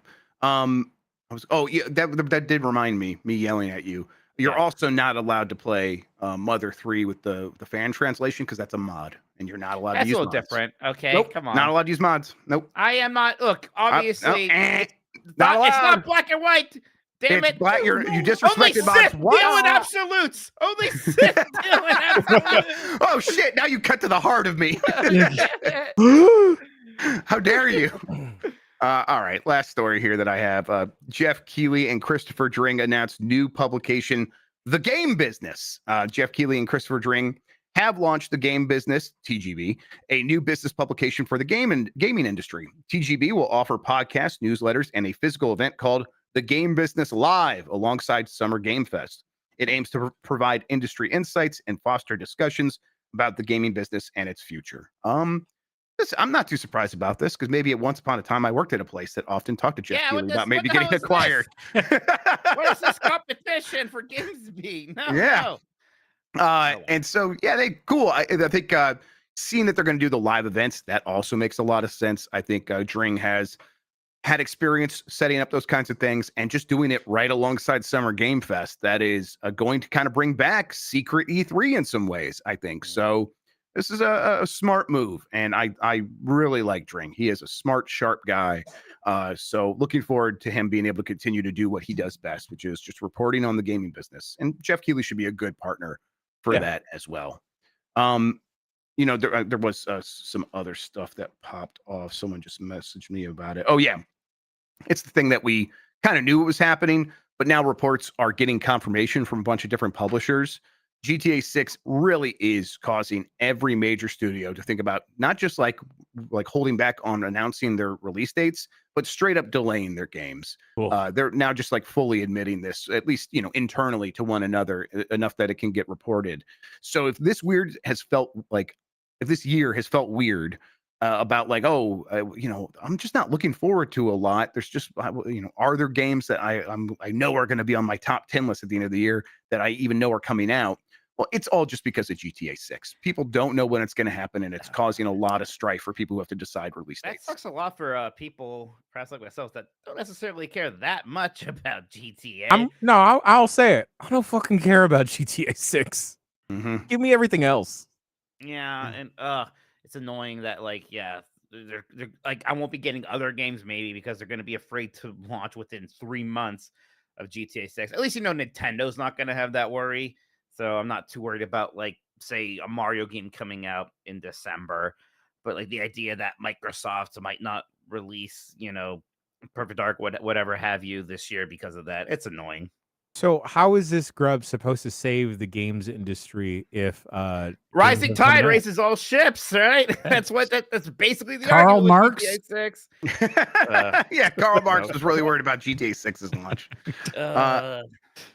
Yeah, I thought that is the argument, though. That's what Mike's right. That's what a lot of analysts are saying. Like, it will generate more money coming into video games as a whole, and so the average will go up, right? But don't like look into the numbers beyond that, because it's like, okay, well, there's the haves and the have-nots. There's the average is going up because the people at the top just got a ton more money, and everyone else is still fighting over scraps. It's a lot like our economic system and how it works overall.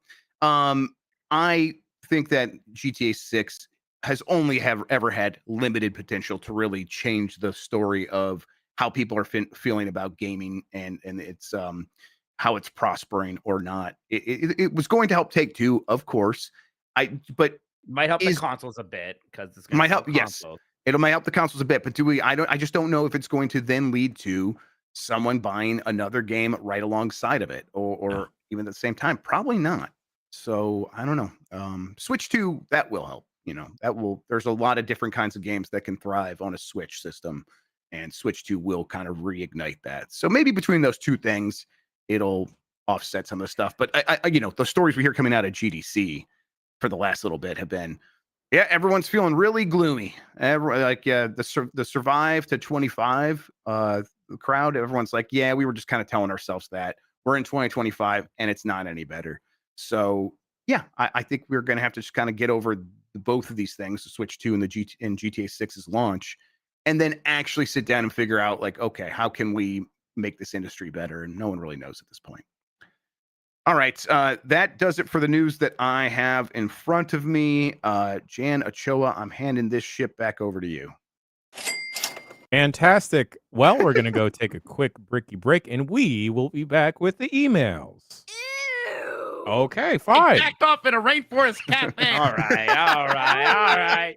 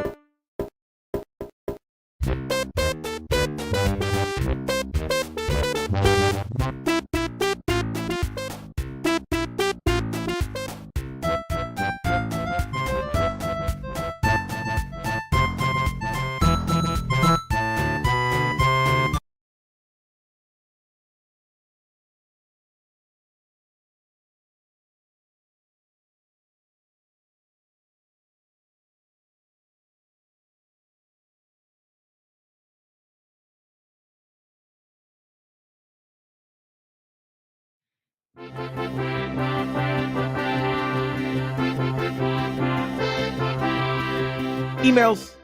Bombcast at giantbomb.com is the email address to send all of your lovely emails to. I try and read each and every one of them. Please do not be offended if your email does not make it into the show. Nothing personal.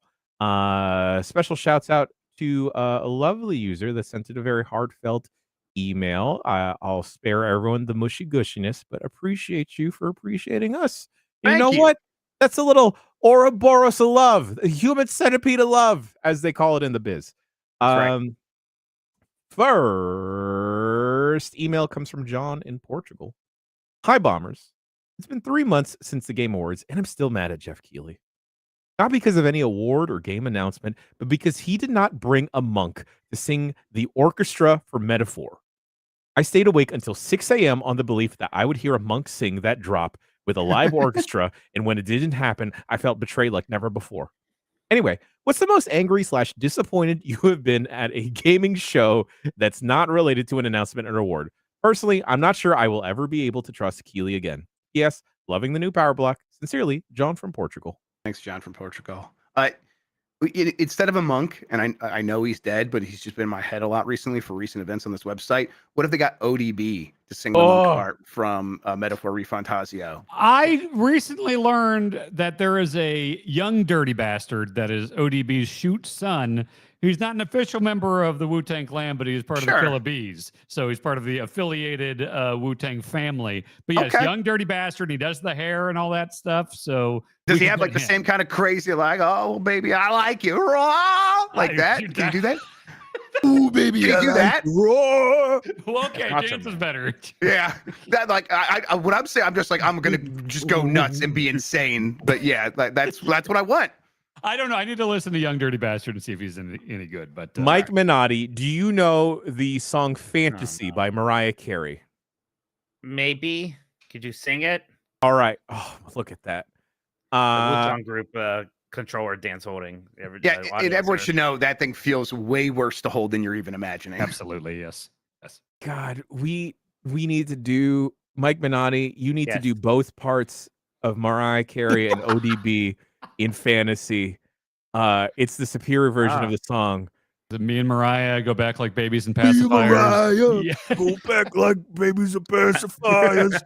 I think that Jeff Keighley should have gotten the Muppet Sweetums to do the throat singing. Okay. Oh, I think that'd be fun. I would have liked more Muppets that one year. That'd be cool. Yeah. The most mad I've been was when they would try to do like teabag jokes and just the most like low hanging Spike TV video game jokes. But the worst ever that I still think about is they were going to show a trailer for SSX Deadly Descent at the time, and they brought some hot lady up to go to the mic and was like, "I love sex." Oh, I read that wrong. It's SSX, and I was like, "Oh fuck." Everything about this sucks so bad. Yep, that was bad. I really did get mad at the whole Joel McHale hosted year. Like it was just awkward. That was more. It was awkward and bad. Yeah. Yes. Yeah. I always the Spike ones were rough, man. It was just a lot of like I just hate forced gamer humor stuff. Yep. Like it's noobs. It's the noobs tone. Do you remember getting mad? Like I think the first Spike Game Awards, it was just the Madden that year, that one game of the year. Yeah, that's right. That did upset me greatly. Oh man, that's funny. I'm mad that no one has ever been slimed at the Game Awards. Sure. Oh, yeah, they should do that. I wonder who the most problematic person is who's been slimed. Like how many people who've been slimed? That's a great question. Yeah, it was, I'm sure P. Diddy at some point. He got slimed. Has Hulk Hogan ever been slimed? He had to. List of people who have been slimed. Nickelodeon. Donald Rumsfeld probably. Yeah. Let's see. Okay, this is just a Google thing here. Let's see. Katy Perry, Halle Berry, Harrison Ford, the Olsens, DJ Khaled. DJ Khaled. All right, that's one. Khaled. Tom Cruise, Jim Carrey. They've had their flirtations with cancellation. Justin Jim Carrey's Bieber. just weird, right? They're just weird. Yeah, Carrey. Well, Carrey had some periods of like some weird stuff he was talking about. John Kerry? John Kerry. I can't picture John Kerry getting slimed. Oh, did they ever slime Bill Cosby? Ooh. I think he got slimed at the same time as Henry Kissinger. I think. Yeah, that makes sense. Yeah, right. Bill Cosby. Slime. I like to. Just be careful with that Google search. I would Yeah. Yeah, Yeah. okay. Maybe I should have added the word Nickelodeon. say. Let's take the slime gimmick and let's bring it to our couch for SGF. Right, like they couldn't copyright it or Copyright trademark it. slime. No. Yeah. Let's just make it nacho cheese. Then it's our own thing. Okay. Sure. Shoot much nacho for that. cheese. Should nacho, well, not like boiling hot, like Sure, Game of sure. Thrones melt your head type stuff, but Yeah. like Oh, But it Mechanized would is still right. taste good. Sam Lake Yeah. would love to be slime. Sam Lake would be so down for that. I As What if he's we drinking his cup only of coffee. ever slimed Sam Lake? Every Like, year we just Every year we slime just Sam get him Lake. and only him, I and we think never mention it. We never act like it's weird. It's This- totally- this it's always is got, just- like a nice suit. Yeah. This is just like the Sugar Cubes bit from last year, where Nikki Oh, just yeah. handed Yeah. Sam like a big container of sugar cubes and he held on to it for a good chunk of time. All right, next email comes from Itchy Buns. Hi, gang. Can we please get an update from the Alarmo users? Hmm. You're still using it? Yeah, Still enjoying it? Do you Yeah. recommend it? Don't lie or we'll know. No. Regardless, Itchy Buns. It's the best alarm clock I've ever had. I, still I use love it. We had the new Retro Mario update. There's some kind of just OS update yesterday or something. I love my Alarmo. I'm a giant fan of it. It's helped my sleeping schedule immensely. I use Yeah. it as a clock. I set it to the new Mario thing, and I don't really set alarms on it these days. But it is a nice little clock. They did update it with new features, so you can do stuff like set different times you want to wake up on different days. It could Oh, not you do that can? before. Yeah, so Oh, that might be nice. Okay. a little bit more useful as an alarm clock now. Although I've enjoyed using it. I like it a lot. Sorry, update on Young Dirty Bastard from Cosbot in the chat. Young Dirty Bastard has 6 children and seems fucking crazy, so he is following in his father's Yeah! Cool. Fuck yeah. Hell yeah. Have you all seen how many children Nick Cannon has? I can't count that It's a high. lot. It's a Or lot. Jacob Fatu. Oh god. Yeah. I would show up to Jacob Fatu's kids' birthdays as like an uncle. Oh, of course. Yeah. Do that. Did you have grandparents that also had like 10 siblings or something? Yeah. Yeah. My Yeah. grandma had like 7. Eight. Yeah. Yeah. So Can mom I- was making a lot more kids 7. back then. Can I Yeah. bring something up? This is I was speaking of grandparents. I was texting my dad about this yesterday. The great mystery of my childhood and perhaps life is their VCR. So, growing up, it was the VCR era of the 90s. And I would, spend the night at my grandparents' place a lot. And they had the living room TV. That was the one room in the house that had a TV, was the living room.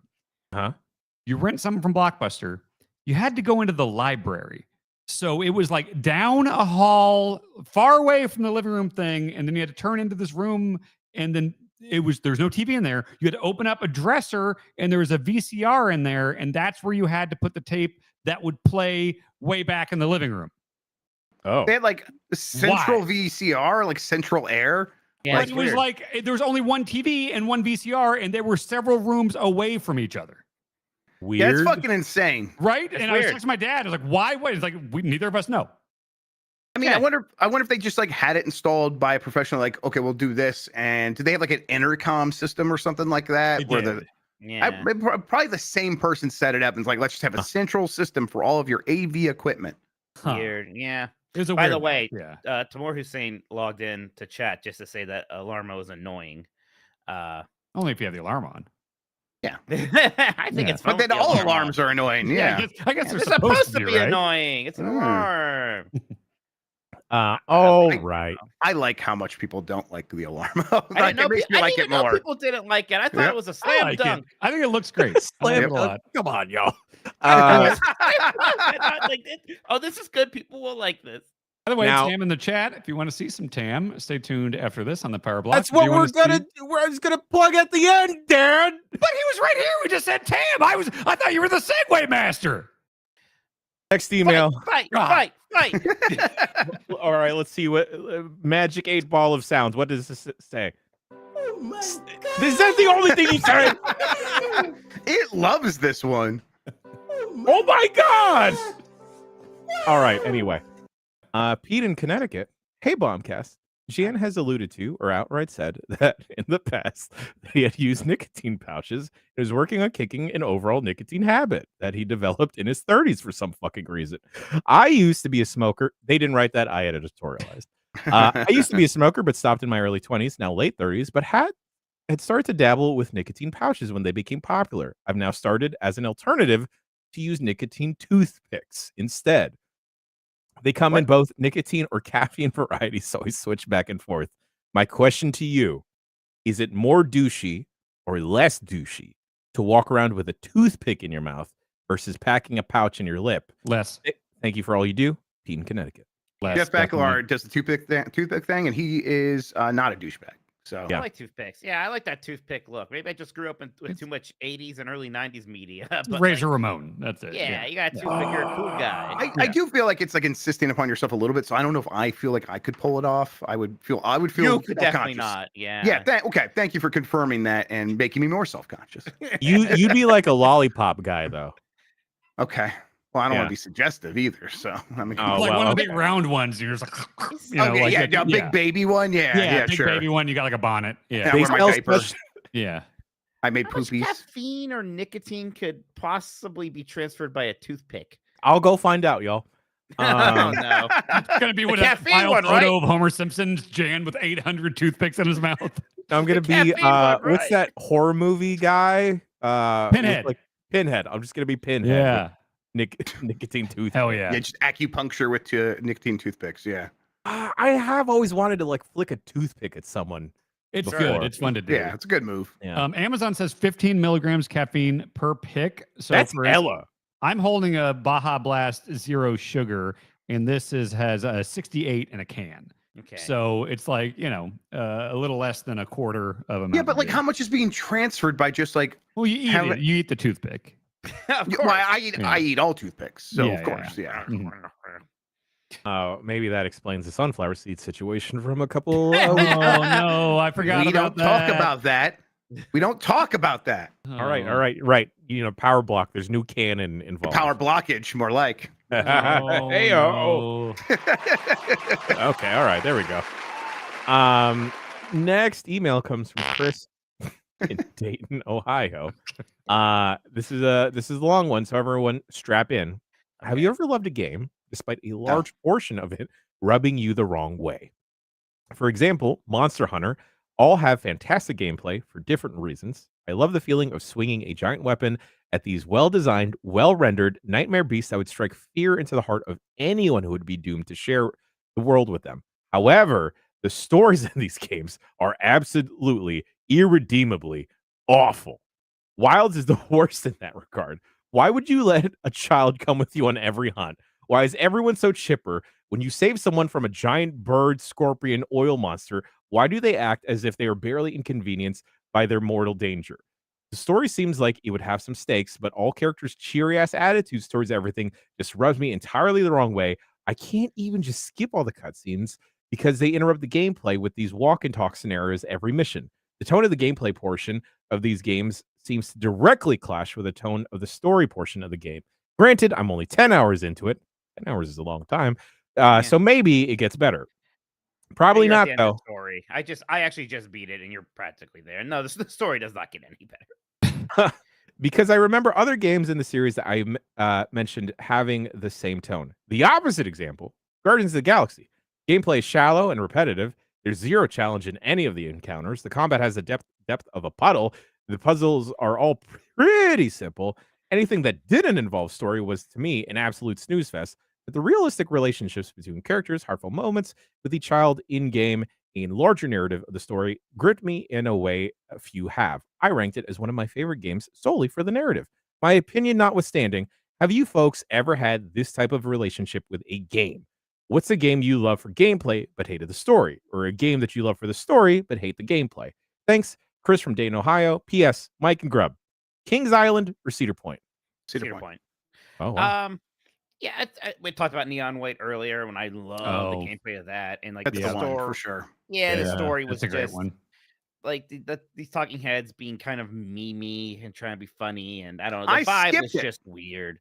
It was a weird vibe in that That's one. just that's my thing with this question is If I am enjoying the gameplay and hate a story, I am ignoring the story in any way I can. If that means skipping the cutscenes, I'm skipping the cutscenes. If they have to play, I am not paying attention to them, and it is not even phasing me anymore. I'm just like, okay, back to the gameplay, and I don't even know what just happened in the cutscenes. So it doesn't. I take what I need and I leave what I don't. Hate the story is a strong term, but like with Death Stranding, the thing I really came around on was the gameplay. But it's weird because like I think the story is total nonsense, but every time a cutscene did start, I was kind of like, all right, what are we doing here? Like, you know, I'm fascinated by it, even though I think it just doesn't make any goddamn sense, you know? Yeah, it's not story. I still feel a little bit weird about Metal Gear Solid 5 and Quiet. That's a weird character. And it's not even that she dresses sexy. That's fine. But like, it's like, go watch her take a shower. And then she's in the ship with you. And she literally just shoves her ass like in your face, kind of literally. And there was the whole Kojima, like weird, like, it's not weird. You are all actually bad people for thinking it was weird. Justification of it. Like everything about Quiet is just kind of weird about that game. Yep. Yeah, there's parts of Nier Automata that I don't necessarily need. Yeah, parts of that game. You didn't like when they said fuck. Yeah, that's right.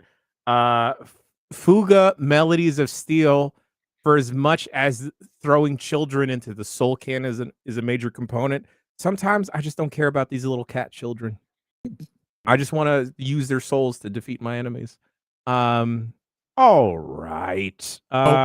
Prince of Persia, The Lost Crown. Yes.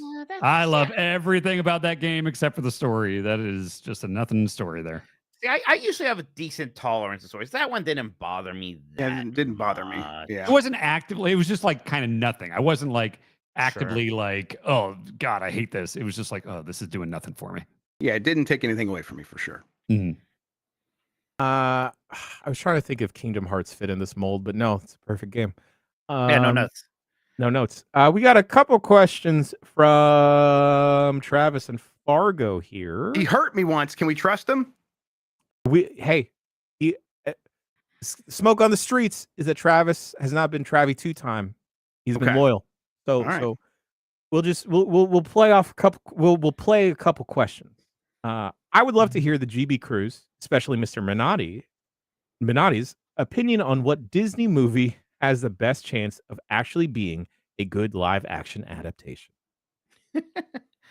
I mean, it's so weird. What's the best one so far? Is it Lion King? No, the best one so far is Jungle Book. Jungle Book is good. Yeah. Did they do an Aladdin one? Yes. Yeah. Was it with good? Will Smith? Well, yeah. Will Smith was the genie. The genie. Thank you. I'm not gonna say it's terrible. I don't know if it was good. I turned around on it. I eventually liked it. It's okay. I think Atlantis probably makes the most sense because that was just sort of a pulpy adventure movie anyways. With all of them though, like I think animation is such a good format already, and you could just be more creative in a lot with animation. Because with live action movies, it's always this thing of, well, CG and live action look different. When things are animated, it's all just drawn. Now, sometimes they'll do 3D elements, and maybe that could be a bit jarring, but things generally blend much better on animation. And you could do anything in animation, basically, for as much as doing anything else, right? Like, you want to have a giant robot character, that's not necessarily more difficult than having a tiny child character, because it's just all animated. So, it's like they can do it with all of them, and clearly they are, because they are just doing the fact that they even did Snow and Seven Dwarfs is absolutely wild and baffling. I think something like Lilo and Stitch makes a little bit more sense. I just rewatched Lilo and Stitch, and it is it holds up. It's absolutely endearing and amazing. I don't know if I need a live action of it. No. But I tell you what, Stitch is really popular and like super, like right now, still very popular. Yeah. All of my nephews and nieces are very excited for that one. So I bet that one's gonna make a lot more money than this weird Snow White one did. But yeah, like Atlantis probably makes sense. I'm trying to think if there's like Atlantis. I thought you were saying Atlantis, like Atlantis Morissette. No. She's already live action, Mike. I don't know if you know that. The shoot lady. Sunken City, Atlantis. Okay. It's like ones that mostly star humans, I think, is what we should be looking for. Not ones that star exclusively animals. That Chip and Dale movie was pretty good. That was fun. true. That's not a live action remake. That's just That's something live action reimagining of did- animated characters. Two ideas here. Yo. One, let's do a Treasure Planet movie. Just because Sure. I really like that movie and I it's love already Treasure Planet. underappreciated. Point number one, have Tanner Buchanan from the Cobra Kai series be the main dude. Jim, I think his name is. 2, here's how we save the Disney live action movie, folks. Everyone sit down. Everyone buckle up. Okay, all right. All right, I'm down. Here's what you do. People are Dan upset about upside these down. live action. Oh, Dan is actually shoot down. People are upset about these live action movies, right? Some of them feel like, oh, where's this going? This is so unoriginal. But perhaps the road and the story we were trying to tell this whole time is that it was all about friendship. It's all about the friends that we're making along the way. And maybe we've been gatekeeping. Maybe we've been locked up by keeping these movies in animated form, that we need to bring them to live action. And maybe we just need to unlock them, perhaps Oh, I see what we're doing. with a key. And maybe we need to cut down these doors, these locks, these gates with not just a key, but a key blade. Xehanort! Exactly. Jay, did you see the animatic pilot of that I'm gonna Kingdom sit Hearts down cartoon? further. Yeah. Oh. Jay, did you see the pilot for the cartoon? No, I did not. It's weird. It's weird. Anyway, here, Disney, you know how you fix this? Just do a Kingdom Hearts live action thing with like Live little bits action, and live pieces. anim- No, give me a shoot I Donald don't Duck. know, Jan, I'm sorry. I don't know. You can't follow me this far? I don't think we're writing a check. No, that's all right. I don't think I'm gonna have to consult my friends at Disney. I think I'm gonna tell them not to write the check. All right, fine. You're going down a path I can't follow, Jan. Well, the soundboard Oh, said there it money. is. No, that was DreamWorks. They're gonna co-op it. They're gonna ants it. You're gonna take your Bug's Life and they're gonna make it ants. Oh God, hell yeah. All right, last email of the show comes from Brian in Lowell, Massachusetts. Hi, Bombcast. Recently, I've heard some of you, mainly Dan and Grubb, wax poetic about VHS tapes of the past and their joys in playing them. Well, I am 37 years old with many fond memories of the VHS format. I shrugged off their nostalgia and nonsensical given the annoyances of rewinding and space needed for collecting. Well, that all changed this weekend as my mother came to visit and brought with her a gift. She informed me that her boyfriend had found this while cleaning out his closet and wanted me to have it before handing me over a Star Wars Trilogy special letterbox collector's edition. It suddenly all made sense. I am now trying to convince my wife that we can definitely fit a CRT VHS combo into our 900 square foot apartment that Get a RetroTink 4K. that also includes a dog and 2-year-old kid. It's incredible how nostalgia for old things can create the happy chemicals in the brain. I think growing up with physical media has created a yearning for it to return. So, cool question. Are there any other physical media that you all are super into? Vinyl records are a big one that sticks out for me. Thanks for all you do. I'm a social worker, which can be a draining job with all going on in the world, but it's always nice to have you all provide some levity and enjoyment. Thanks, Brian in Lowell, Mass. Thanks, Brian. I did get into vinyl because Jeff got me a record player for my birthday, and it's been fun. Because they release so many video game soundtracks on there, and just like the presentation of those. Yeah, the big art.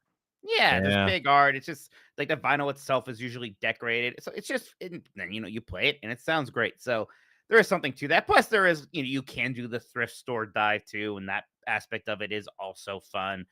So it's just a lot of fun stuff about collecting vinyl. And then obviously the old video games, which is both about like the collecting and also like I like having the old hardware and plugging it into a RetroTink or whatever and still playing these games. I recently had to get rid of a bunch of old comic books just because they take up so much dang space. And I'm talking about like the long boy boxes that are specifically built for comics, just because I wasn't reading them. I'm not interested in selling them at all. So I just gave them to a local library. I don't know. I would love to get into VHS tapes, but they just take up so much dang space. Yeah, I got a bunch of those VHS tapes when I got my CRT, and I don't think I'm going to keep going down that hole because that will take a lot of space. For me, it's probably like gaming magazines because that was the thing that just kind of got me in as a fan of games media, got me into the industry, working in it.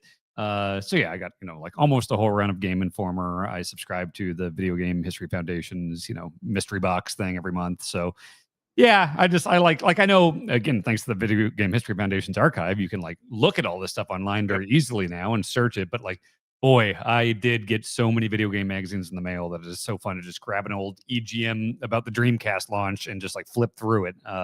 Just nothing will replicate that to me than having a magazine in my hands. So that's my thing.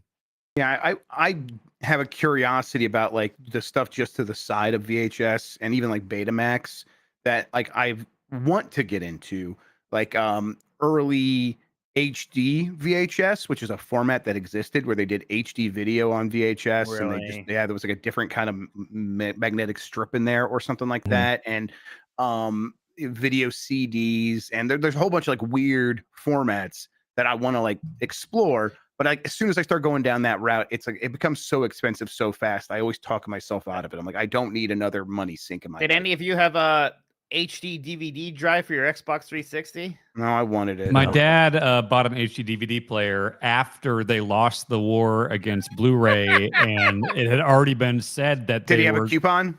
He went to Best Buy, and it was way cheaper. He wanted to get Planet Earth because he saw it on my HD TV, and he was like, "That looks awesome." And so he went to Best Buy, and HD DVD players were like half the price of Blu-ray because they were already obsolete. And I told Dad, I was like, "Dad, do not get this. It's already dead." He's like, "It's cheaper," and I was like, "They're not going to make any more discs for this," and he didn't care. So he still has an HD DVD player. Incredible. Oh, that rules. Hell yeah. I love that. Hell yeah. Hell yeah. All right. That about does it for emails this week. All right. Bombcast at giantbomb.com is the email address to send your emails to. Write in about any and everything. You got a quiz you want to send our way. You got a little game or whatever else have you. Please send it to bombcast at giantbomb.com. Last week, BCR, we had Mike Drucker on the podcast to crown the Mount Rushmore of first levels, as well as talk about his new book. I believe it is called Good Game, No Rematch. No rematch. No rematch. Yes. Lovely chat, awesome chat. Go check that out. There's also a link to purchase his book in the show notes of that. A lot of fun stuff popping off on the Power Block since last Bombcast. I particularly really enjoyed that XBLA block yesterday. That was fun. Yeah. Yeah. Nikki and Sean, GB Kids, checked out Star Fox Assault. Underrated game. Yesterday, also, John Luke and Jake Decker checked out the first couple hours of Atom Fall. If you're at all curious, I suggest you go peep that. A bunch of other stuff popping off on the Power Block this week as well. We're gonna have an earlier Blight Club, I believe. Yes, waiting to see the details. I'm going to be recording Voicemail Dump Truck with Samoa Joe backstage at Dynamite tomorrow. So still working out the details on the room and the time and everything there. That will be recorded. So basically, Blight Club will be starting early so I can get to Dynamite on time. So keep an eye out on it. Maybe, 10 Pacific, 1 Eastern we're probably looking to, but that's not confirmed yet. So we'll see. But Overgrub should be starting tomorrow. Overgrub should be starting tomorrow. Game breaking news for the rest of the week: Wednesday, Thursday, Friday. Correct, Mr. Grubb? That's right. We'll be back all rest of the week, and then on Friday we're gonna do UPF. Do we have a plan for UPF? You posted a game in there that I forget what it was. Schedule 1. Oh, that's the drug game. Yes. You know what I kind of want to check out? I kind of want to check out that PUBG tactical game. Oh, yeah? sure. I like would that. To see that. That isometric one. I saw the next Slender. Yeah, maybe we could try a bunch of stuff on this UPF. Do a roundabout. Well, and Jan and I are going to strap on the goggles on Monday for our co-op Splinter Cell. I need to find an Xbox and do that. Oh, actually, you know what's happening this Thursday, gentlemen? After the GameSpot show, which I'm equally excited for, we will finally have Lucy, Skull, and Foams. Yeah, we did it, everybody. Yeah. It took 1 quarter, but we got there. Yep. Time for her to pay for her crimes. Yeah, that's Yes. right. We'll have a BCR later this week at GameSpot After Dark as well. But folks, I believe Tam is going to stream the last Berserker at some point tomorrow. Ben Starr in that Jimmy Jam. for that game. Yes. Yeah, they are. Open critic. What did they Like say? 81 or something like that. Yeah, that's really good. Yeah, for one of these. That's like that's what the Pinocchio one did. Everybody loves that game. Yeah, that's really good. Okay. Eyes of P, that's the name. In just a little bit after this, though, we're going to be live premiering Tam and Lucy in Japan. Turbo Sean McDowell has been doing a bunch of editing work on this Jimmy Jam when Tam and Lucy went over to Japan to check out Claire Obscure Expedition 33. They shot a bunch of footage, an interview with Shuhei Yoshida, as well as interviewing some devs on the game. Peep that. We're going to embed that into the Giant Bomb chat if you're watching live. Set to premiere on YouTube at 12 noon Pacific time. So go grab some popcorn in between. Gentlemen, anything else y'all want to talk about? No, we're good? Yeah. Keep an eye on refresh Game Informer socials today. Yeah. I was hoping to be able to talk about that today, but it looks like it's not. They said they were going to talk about it today, so there's some announcement coming today. Yes. Yeah, so just keep an eye out on Game Informer stuff. I will be. Magical soundboard. How will everyone's day be? We're going to lose our Good coins. stuff. Yeah. Bad. No, that's bad. Rings. Yeah, we you're lost all our losing your rings. rings. Yeah. That's not good. Oh, shoot. Yeah. You know what, though? If I imagine it's just Sonic losing his rings, it is good. Shut the hell up. All right. Okay. Mulligan on that one. How will our day be? All right, folks. All right, good. That does it for another episode of the Giant Bombcast. He's been Mike. He's been Dan. He's been Grub. I've been Jan. And you at home, don't lose your rings. Hold on to them. Also, watch the Tam and Lucy vlog if you're listening to this later. Watch and listen to Thug Pro last week. That was a fun time. It's great. Gonna go work on croissant dough after this and then head to the stew. I love you. It's hard. Goodbye. Croissants are hard to make.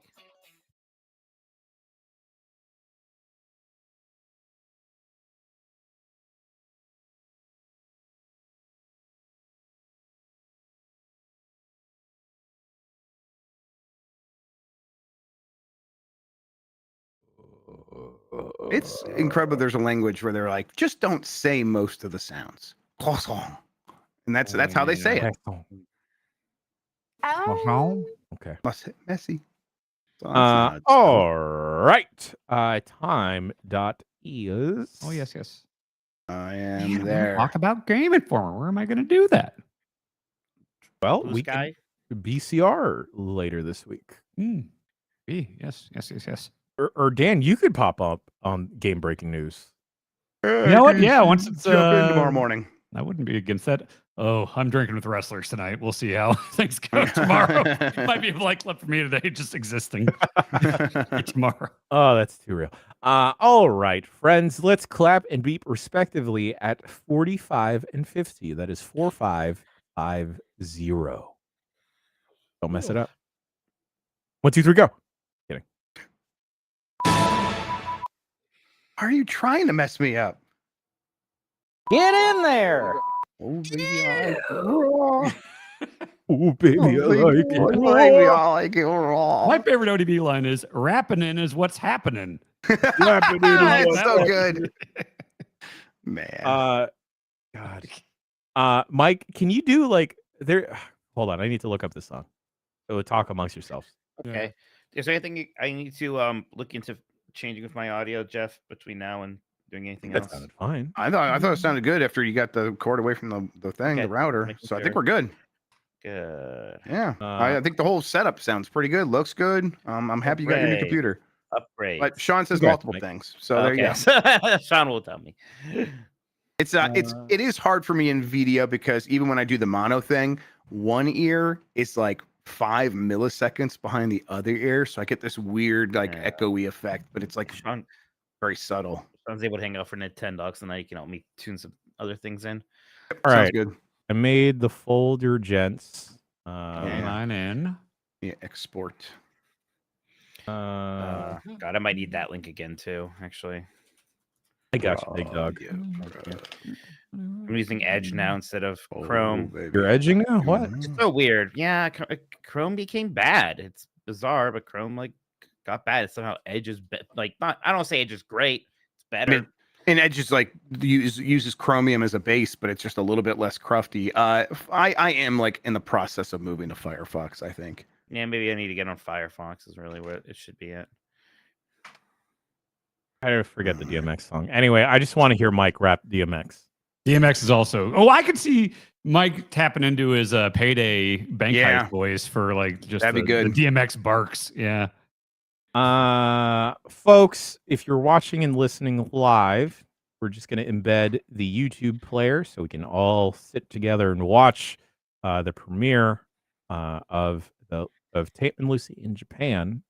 All right. However, right now I'm gonna go kill the stream. I guess we should raid real quick. We can do that. Oh, sure. Yeah. Let's see who is alive Wow. on Alive. Twitch. All right. Is it not? Wait, so is it not going right to the vlog? That's set to premiere at 12. Oh, okay. 25 minutes. Got it. Okay. But we will keep this page open for people to hang. Ooh. All right. GG Murder Junkie is playing Tony Hawk's Pro Skater 1+2. I'm sure nothing can go wrong. All right. I'll send us there. It looks like they're just doing high score chasing. All right. That was fun. We should do rethawed. Ooh. Yes. I would like Yeah. that. I will look into that and do that next. Be fun. All right. Hey, Jeff Grubb, how Oh, they disabled raids. oh, well, never mind. How do you prefer to eat tuna? Or how would ODB prefer to eat tuna? I don't know. What's the ref? Got the thing you've been singing. I listen. I don't know lyrics. If the all I know is You like, were singing it several times. Just you want me to just make that joke? Okay. Oh baby, I like it raw. Okay, there you there go. we go. Hey, thank you. Yeah. Thank you. I thought you like said something specific about Tuna. tuna in the song. I'm like, I Probably don't did at remember some that. But yes, the man likes raw tuna. That's what he's talking about there. Yeah. Exactly. Yeah. At the top of the hour, folks, the travelogue. We'll embed it here. So don't need to do anything. But for now, Rating, set up a raid now. okay. Yeah. Mike, what do All you right. you know what DMX sounds like, right? Can you do a DMX voice? No. Oh. I'm sorry. I have no idea. Okay. Can All you right. get one of Dib doing the sound that his mom hates? And put that on the Don't soundboard. Don't do that. Oh, I don't want to do that with Dib. If it's Bacalar, though, I'll do that. There you go. Get Bacalar doing it. All right, raid's taken. We're good. Killing the stream. We'll see you in a bit.